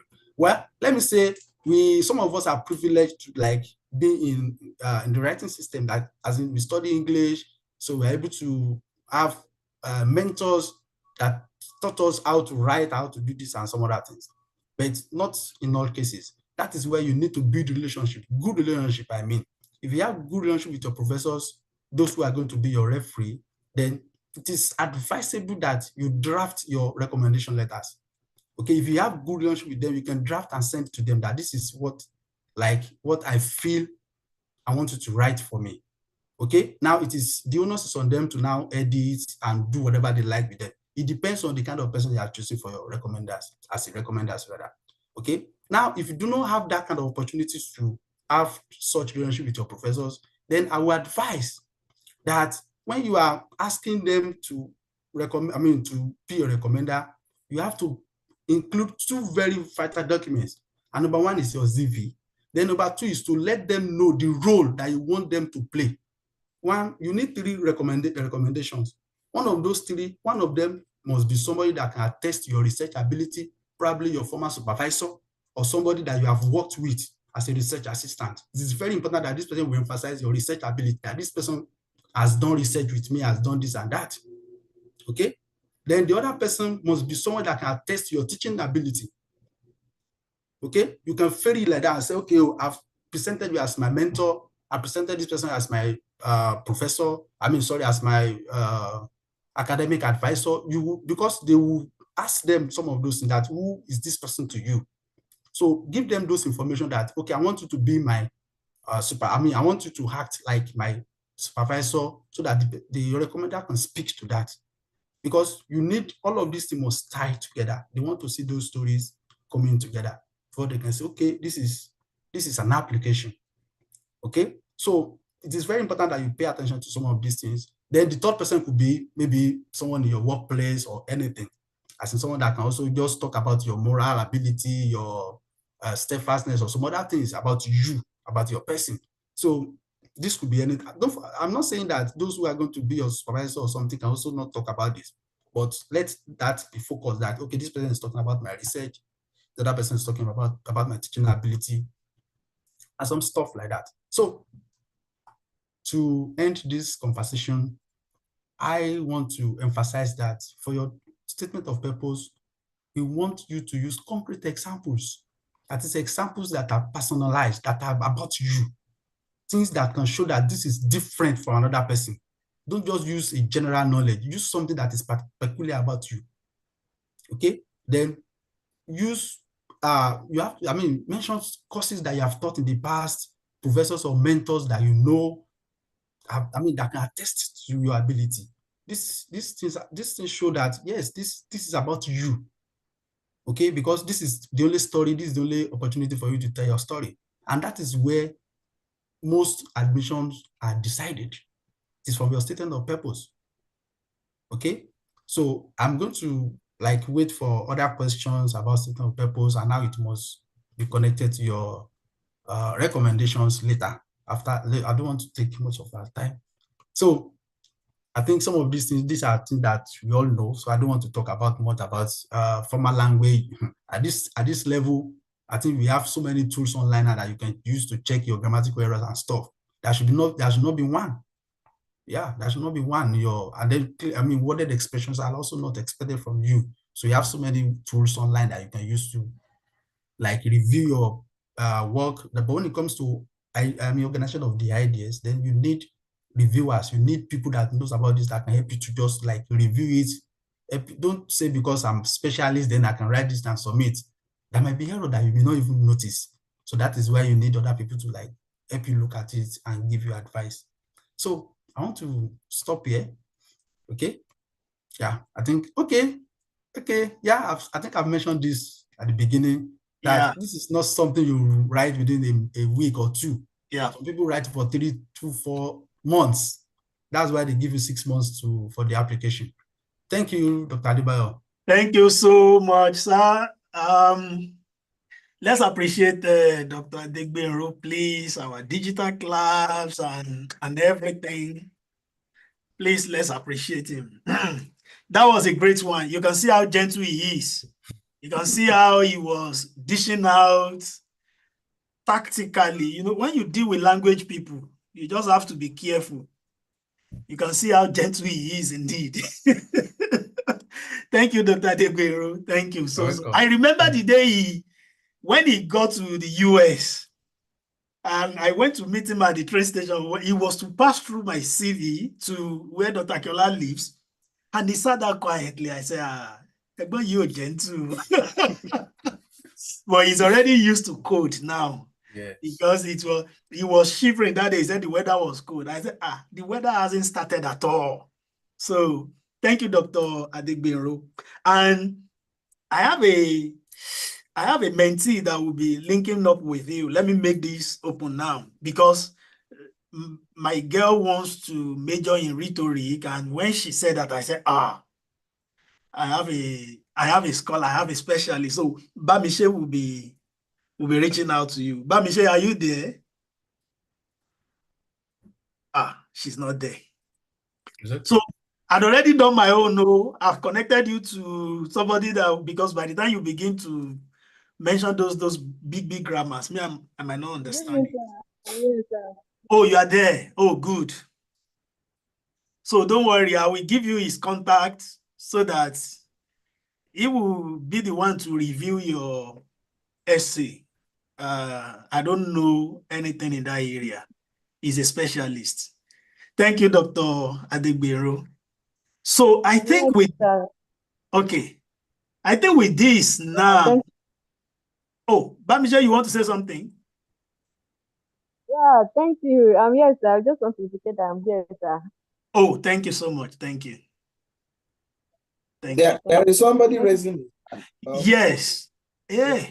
Ofodom John Bosco. Yeah, good evening. I'm sorry if I didn't pronounce your name very well. Ofodom Bosco Chukunazom. Ofodom John Bosco Chukunazom. Okay, go ahead, sir. Yes, thank you very much. My question is kind of prior to regarding the writing sample. I don't know if it's okay. I should ask the question. Yeah, go ahead. Okay, thank you very much. I really want to thank the organizers for this amazing webinar session. And going to the question, you mentioned something about co-authors, and I was trying to make a question in the chat, like, what if the research is actually my work, but including the names of my supervisor, my mentor, on my research work due to for it to reach a wider research audience? Am I to use that as a writing sample? Yeah. Thank you very much. Well, I would still insist that you cannot use that. Just in fact, that is even worse than even having a co-author that is a student. Yeah. I understand what you are going through. Most times when you write your thesis, your project, whatever, your advisor or supervisor says, oh, I want to co-author with you. And in fact, in most cases, they want to be the first author. Well, it's a tradition that is in our Obodo Naija. We don't know. I won't say more than that. But doing that is just like you are now standing on the shoulder of someone, you know, to then say, this is my work. It is not your work. What I have suggested is that you can write something similar, but you must be wary of plagiarism. You know, if you you can write a paper, a brand new paper, it may be similar to what you've written, but it must be well referenced if you are referencing that paper that you have co-authored with your advisor. It must be something different. The only time you can use your own publication for writing sample, as far as we know, is your own authored work. In fact, in my case, I use it because it was similar to what they do in my department, you know. So, but that's not my area of research today. So, and I think that was what Mr. John was saying. Anyway. Yeah. Yeah, let me quickly take this question before I can see another hand up. I'm coming there. This person said, oh, I think she asked 2 questions, but let me quickly read the, okay. He said, please, I think I've answered your question. Yeah, I've answered your first question. I just got married and I'm planning to continue my PhD abroad. How do I get my spouse? You don't have problem. You can see ring in Dr. Akela's hand. He's showing off.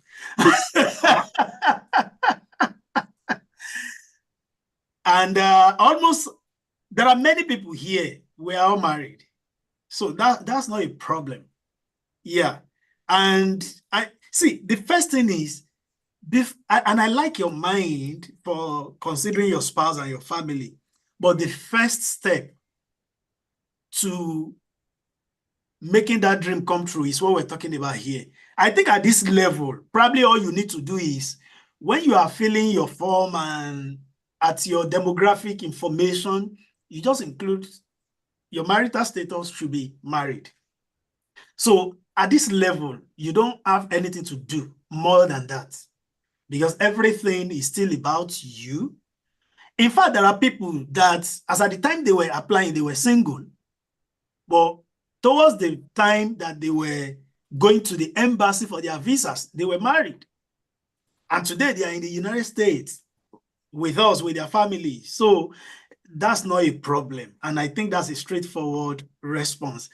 She also said that I had a HND background, though I did a postgraduate diploma before my master's. Can I still go ahead with my application? Oh, yeah.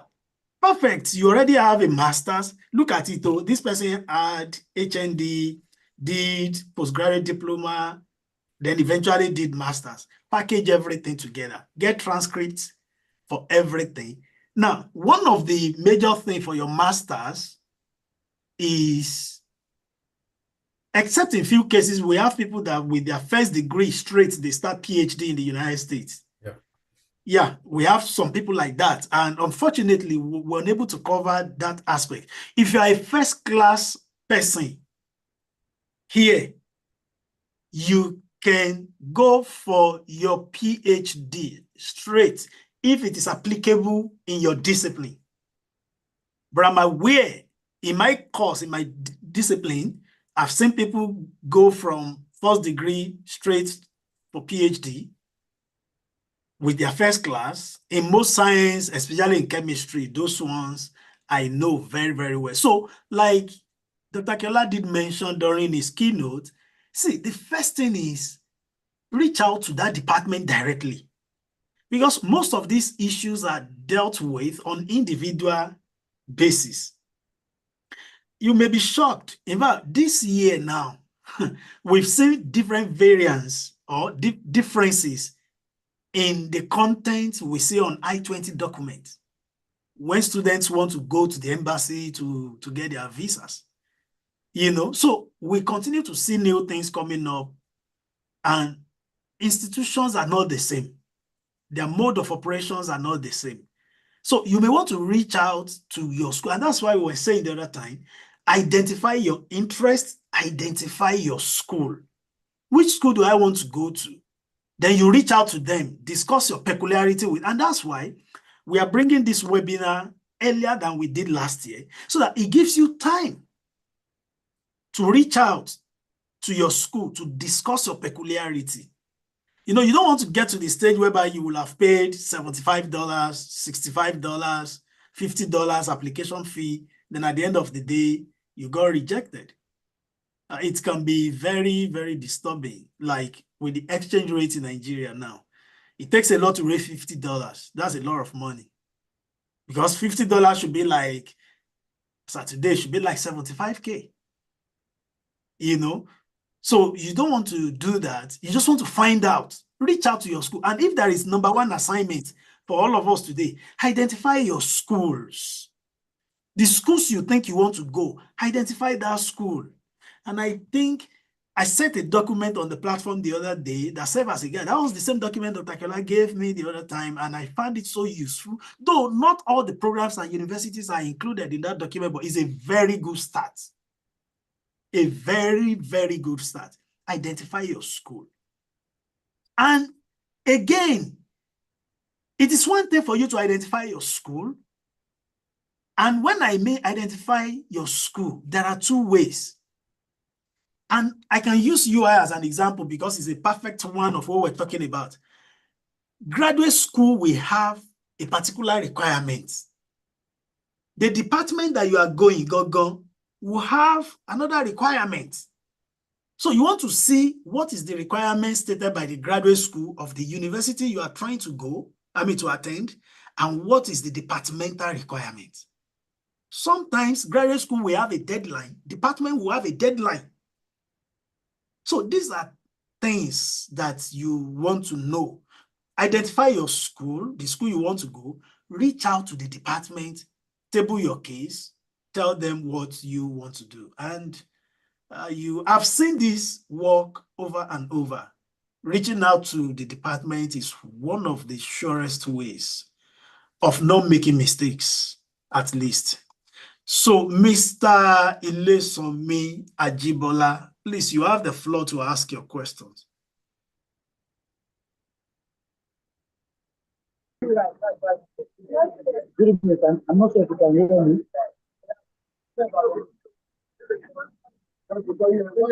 Hello, good evening. Okay, I think I can see your question. Those of you that joined late, if you can have access to the recording. Yeah, Dr. Adegbero already sent it. Yeah. The link, the YouTube link. Can you hear me? I also have a question. Okay, go ahead. All right. Yeah, for me, I tried applying sometime last year, and I'm sure you are also aware. You asked me recently about the application, and I don't even know what to say or how to reply you again because I got stuck, I got frustrated in the process, and I knew I wasn't doing some things right. I was able to get application fee waiver from 2 different institutions. Hello, Jeremy. From Simmons and from Northwestern University. 2 different waivers. And I know that that's quite, it's quite an opportunity that I knew I missed out on. Okay, but I just thought I can go back, bounce back again, and then reapply once the schools are open again and all that. I think my major question is what exactly? Mr.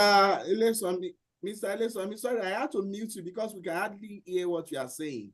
I would say maybe you should leave where you are so that we can hear you clearly, or you send a message to ask your question. I'm so sorry because we are recording this. Yeah. Very long recording on YouTube and nobody could hear what they're saying. Yeah. And I want to quickly say something because of that, what Mr. Ilesanmi said now. Okay. That I said something the other time that you should not be afraid to ask questions. There are some schools that will say you have to pay $100 or $150 for an application fee.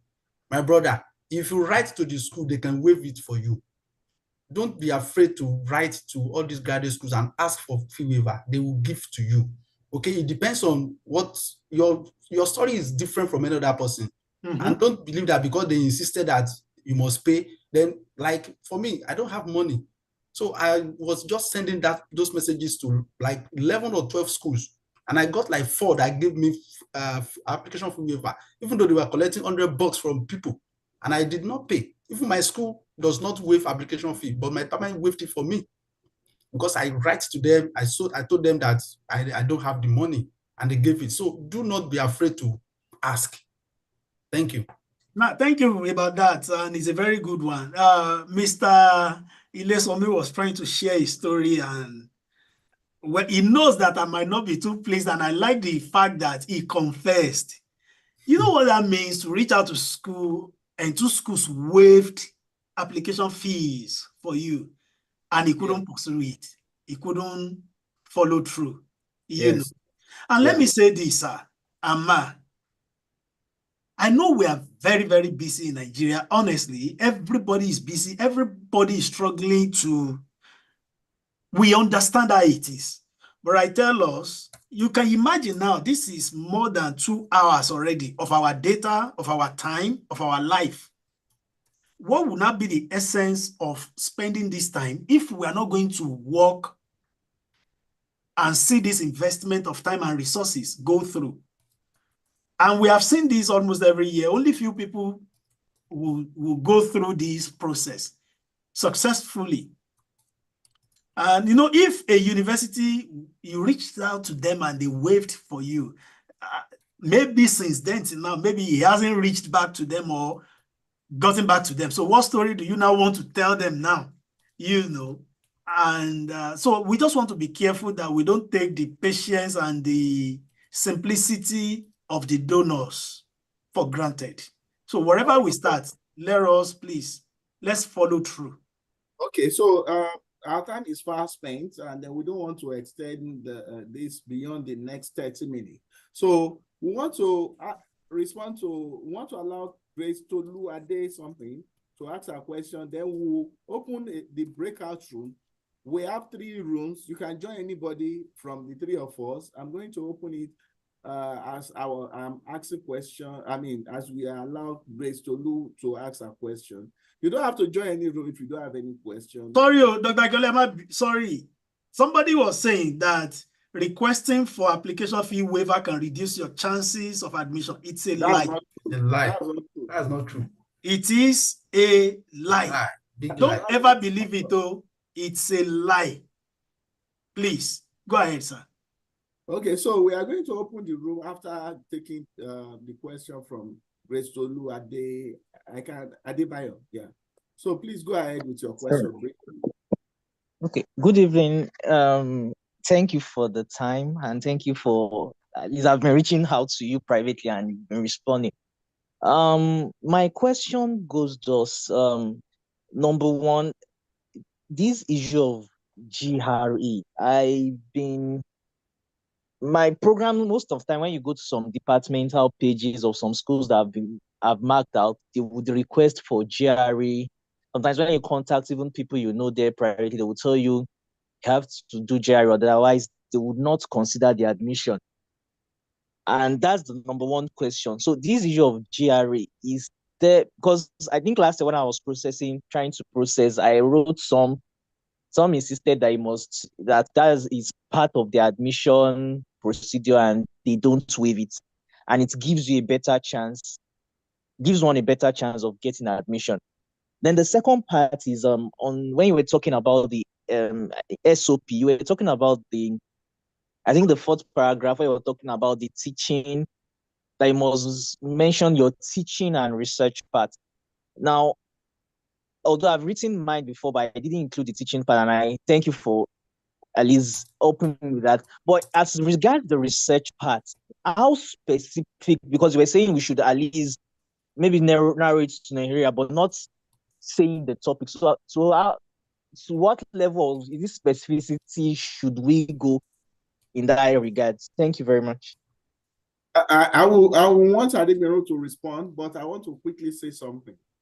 For the fact that you are not choosing a research topic does not mean you should not have a research in your mind. For example, when you are checking these universities and their website or your department, you must see somebody whose research interests you. All right? You can say that you are interested in researching. You can just mention a simple topic, but that does not mean that is what you are going to do.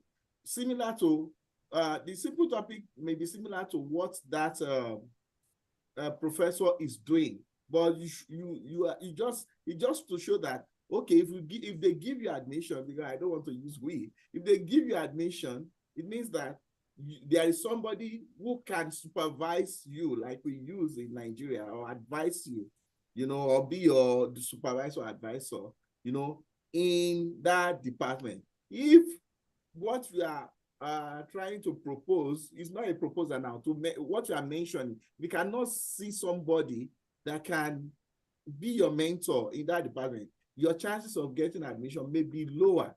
You know, maybe you may be lucky that they just find something else in you and they feel, okay, let's bring you in.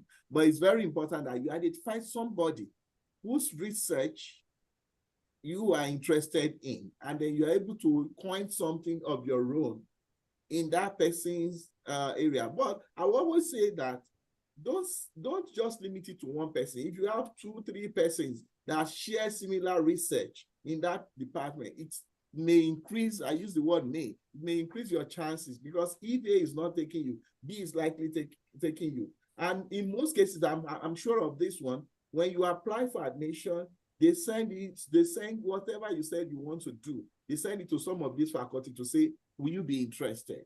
And once you find somebody who is interested in your profile, you have a very high chance. That happens to my friend, Dr. Sunday. He has a PhD, he's doing another one here, you know. So he has that experience. The man told him, I read your CV, and I also had that experience. The person who read has left my university now, is not my advisor, but because he showed interest, it helped my chances. All right, thank you. So Sunday, you want to talk about something else here? Sorry, I was responding to somebody in the chat, so I didn't quite listen to what he was saying. I'm sorry about that. But did we answer your question, Mr. Tolu? I think we've answered all questions now. I don't think we have. Hello, sir. Okay. Afolabi Daniel.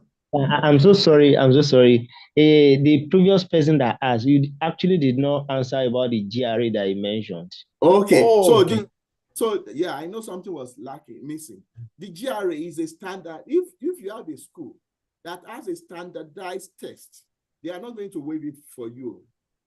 Yes. Because it is the requirement. It's just like before we open our gate, the big gate, you must have this. It does not mean you passing or not passing it is why they will give you admission. You just must fulfill that criteria first, or criterion.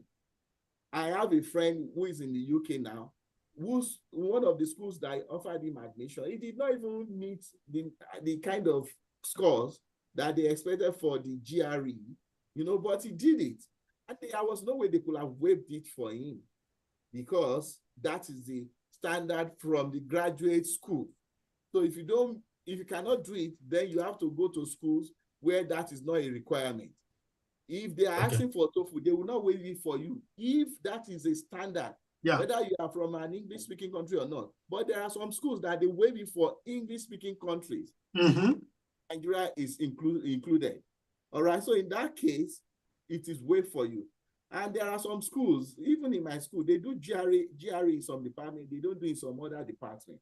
So if you know that what you are doing is, you want to go to that department and you cannot pass GRE, you can just forget about it. But if you are able to do GRE and TOEFL, then you are a universal applicant, because you can apply to any school. Because those are the things that may deny you from applying to some of those schools, including those top ranked schools or high-standing schools like Harvard and all that. Okay, I want to quickly add to that.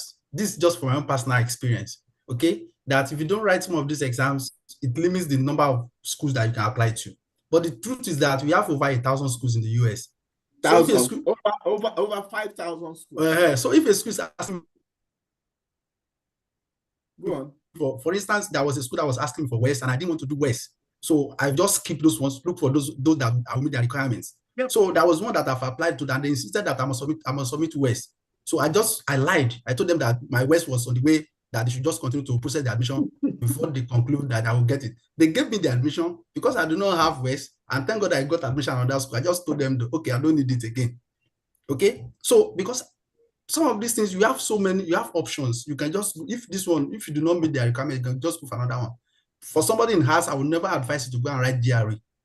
Okay, so if a school is demanding for GRE, then I'm not coming to your school. I'll go to somewhere else. For those in sciences, then it is the best way to put you in a good stead if you are for competition. Okay, then for IS and TOEFL, I will always advise people to go and do it, though it is not required. It is just for you to be competitive. It is simple as that. Yes, it is just for you to be competitive. So that's just. Thank you so much. Before we go, now I don't think there are other questions again, Dr. Akinola. Do we need a breakout session? But before we go, please, I want to find out if Mr. Sheun is on this call. Mr. Sheun, are you on this call? I'm trying to find that there is one Oluseun Fadeyi, but I just wanted to be sure if that is the same Mr. Sheun from Mr. Omowumi in Peoria, Illinois, United States here. Okay. I just wanted to find out because he told me that somebody that's okay. Dr. Akinola? Yes, sir. Yes, sir. Hello, sir. Let's get to the Hello, Mr. Sheun. I am on, sir. I've been on. Oh, great. I've been on from the beginning. I actually parked by the wayside because I went out and traffic had me down. You didn't park by the wayside. Let's get to the.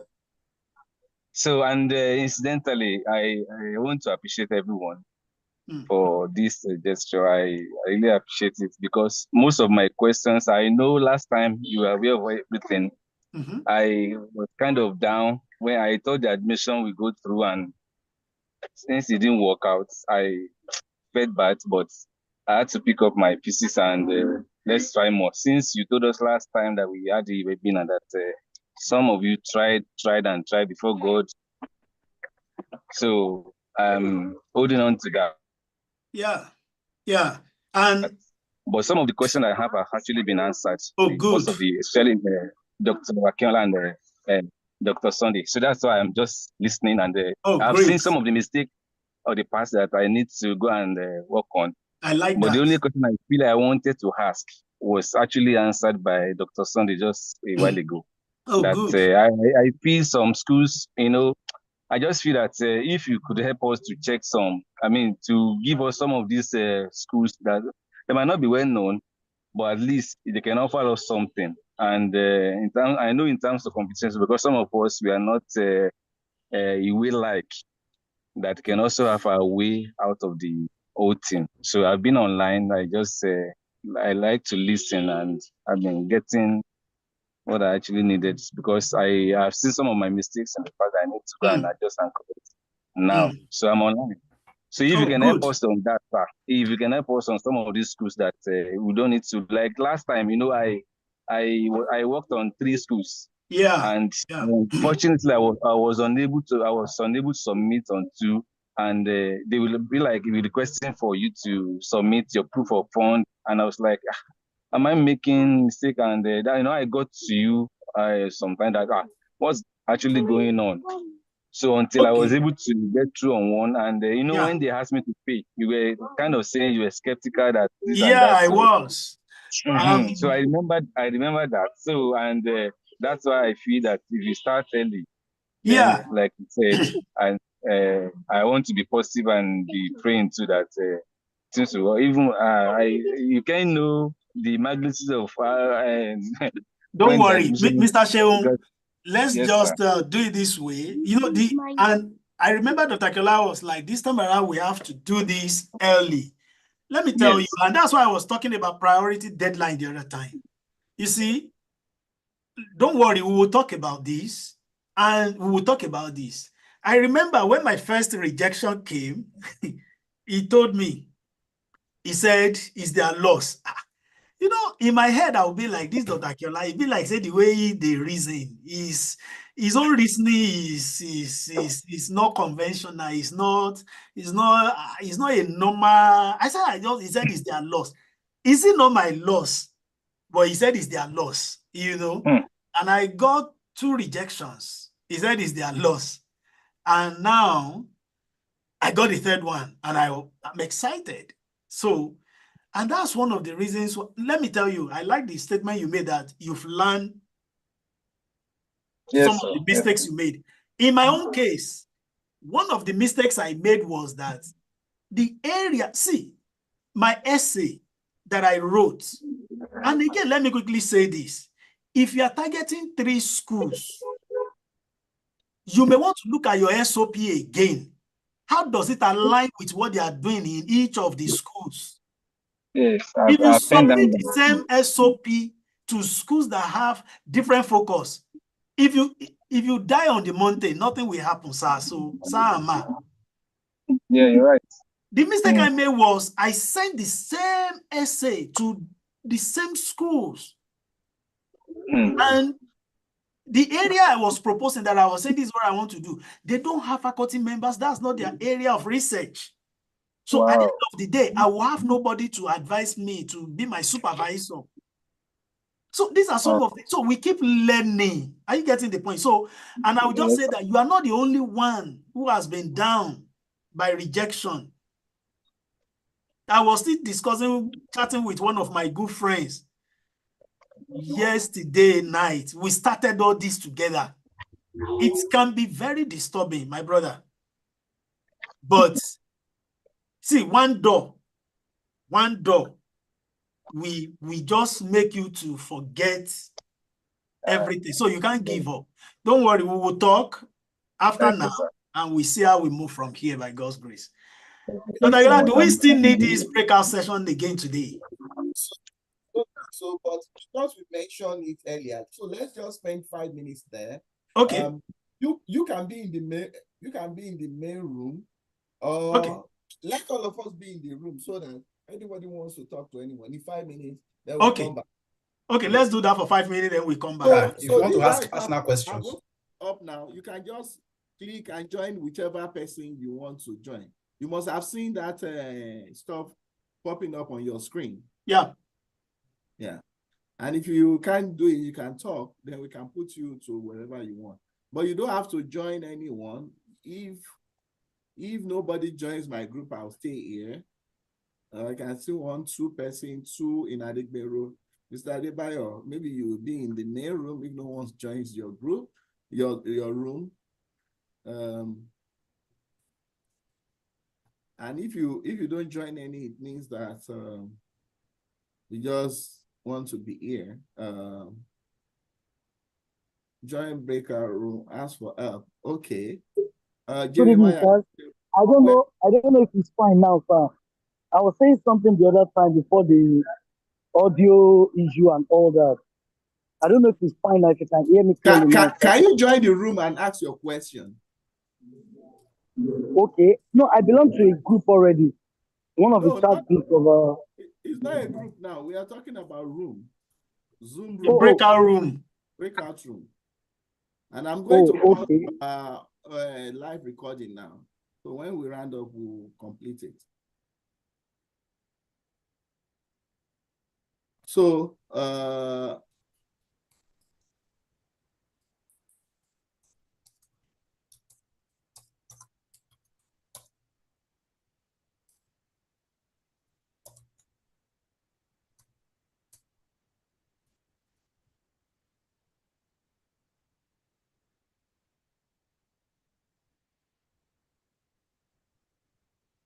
So where am I now?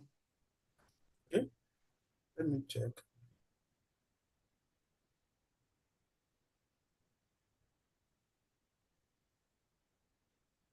Okay.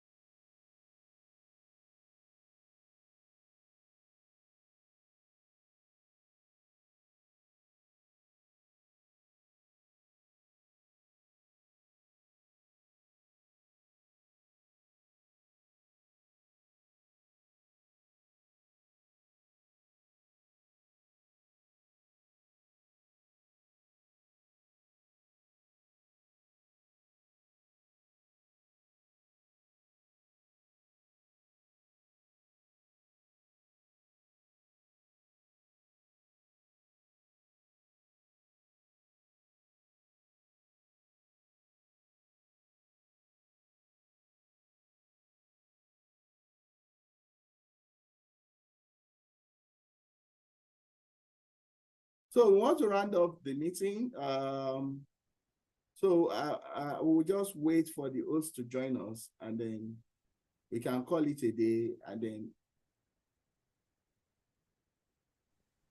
Hello, Dr. Kinara. I wanted to just ask if you are active on LinkedIn, so I could also follow you on LinkedIn. I am, but you know, to be active on social media in the US is a difficult thing, you know, any social media at all. So if you drop your message when I'm going through it, I can look at it. Sometimes we set dates once in a while to do some of this. Okay. Yeah. Okay. Thank you very much. I'm very sorry, Doctor, sir. I'm very sorry. Oh, you couldn't talk. I'm so sorry. I'm sorry. I was trying to do one or two things. That's why, sir. Okay. Okay, now my questions, I have some questions here. Now, one of the questions I have is that now I checked since the beginning of the discussion, I think we only focus on people from Faculty of Arts and Faculty of Science. What about people from Faculty of those medical students? Those That's question number one. Those what? Medical students, sir. Medical students, sir. Please give me your name. My name is Adebayo Ezekiel Oluwatobiloba, sir. Oh, that's long. Adebayo. So that one. Another thing is now, aside first class and second class upper students, so anybody below that point, is there any chances for them? That's So another question. Now, I have two. This Adebayo had 2-1. Adebayo, I don't know what he had. Maybe first class, because those ones are a giveaway. Now, another question is that you. Let's take your question one by one. Can you hear me, sir? Want to round off, you know. Okay. The last question is: you said there's someone that asked about you want to process for PhD, and you said you can just go for that PhD so that you have access to this full funded scholarship. So, is that any means that does that mean anybody going for masters cannot have fully funded scholarships, sir? That's my last question. I'll start with your last question. Number one, I'm not a vice chancellor. They call them presidents here. I'm not an administrator. I don't own a school here. I'm just also a student, at least at this moment, though I had the previous PhD in Nigeria and all that. So, but your question, that does that mean anybody who is giving such answer of a yes or no is not telling you there are some departments that are quite easy for master students to even get funding, you know, and there are some that are quite difficult. But generally, PhD students have more opportunities to funding than masters. You know, most people, even in my university, in fact, it's surprising that my department gave full funding to 2 students, one last year, one this year, you know, and they are master students. You know, one is the last year one is from Ghana, the other one this year is a Nigerian. So, Dr. Akiola, yes. So I don't want you to waste your time too much. I will hand over that boy to you. Who? The person who spoke to me now? You don't know? Well, we will talk about that. He's a big man. No? I will hand him over to you so that we can release people to go. Well, and we have 27 people left, truly. So let's just round off. We will talk about that in this thing. But just, I think I wanted to answer that question so that there is no misinformation. Okay. You know, for the fact that you are applying for a master does not mean you cannot get funding. You can get fully funded opportunity.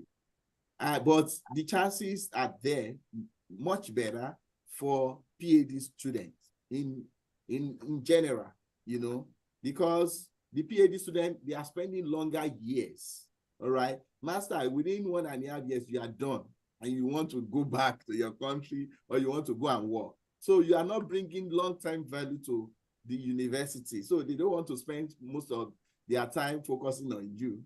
So those people, they can have for 4 or 5 years, you know. So I think that's settles it. So I think we shouldn't take more questions now. Dr. Akiola, I said I was going to hand him over to you. That is Toby.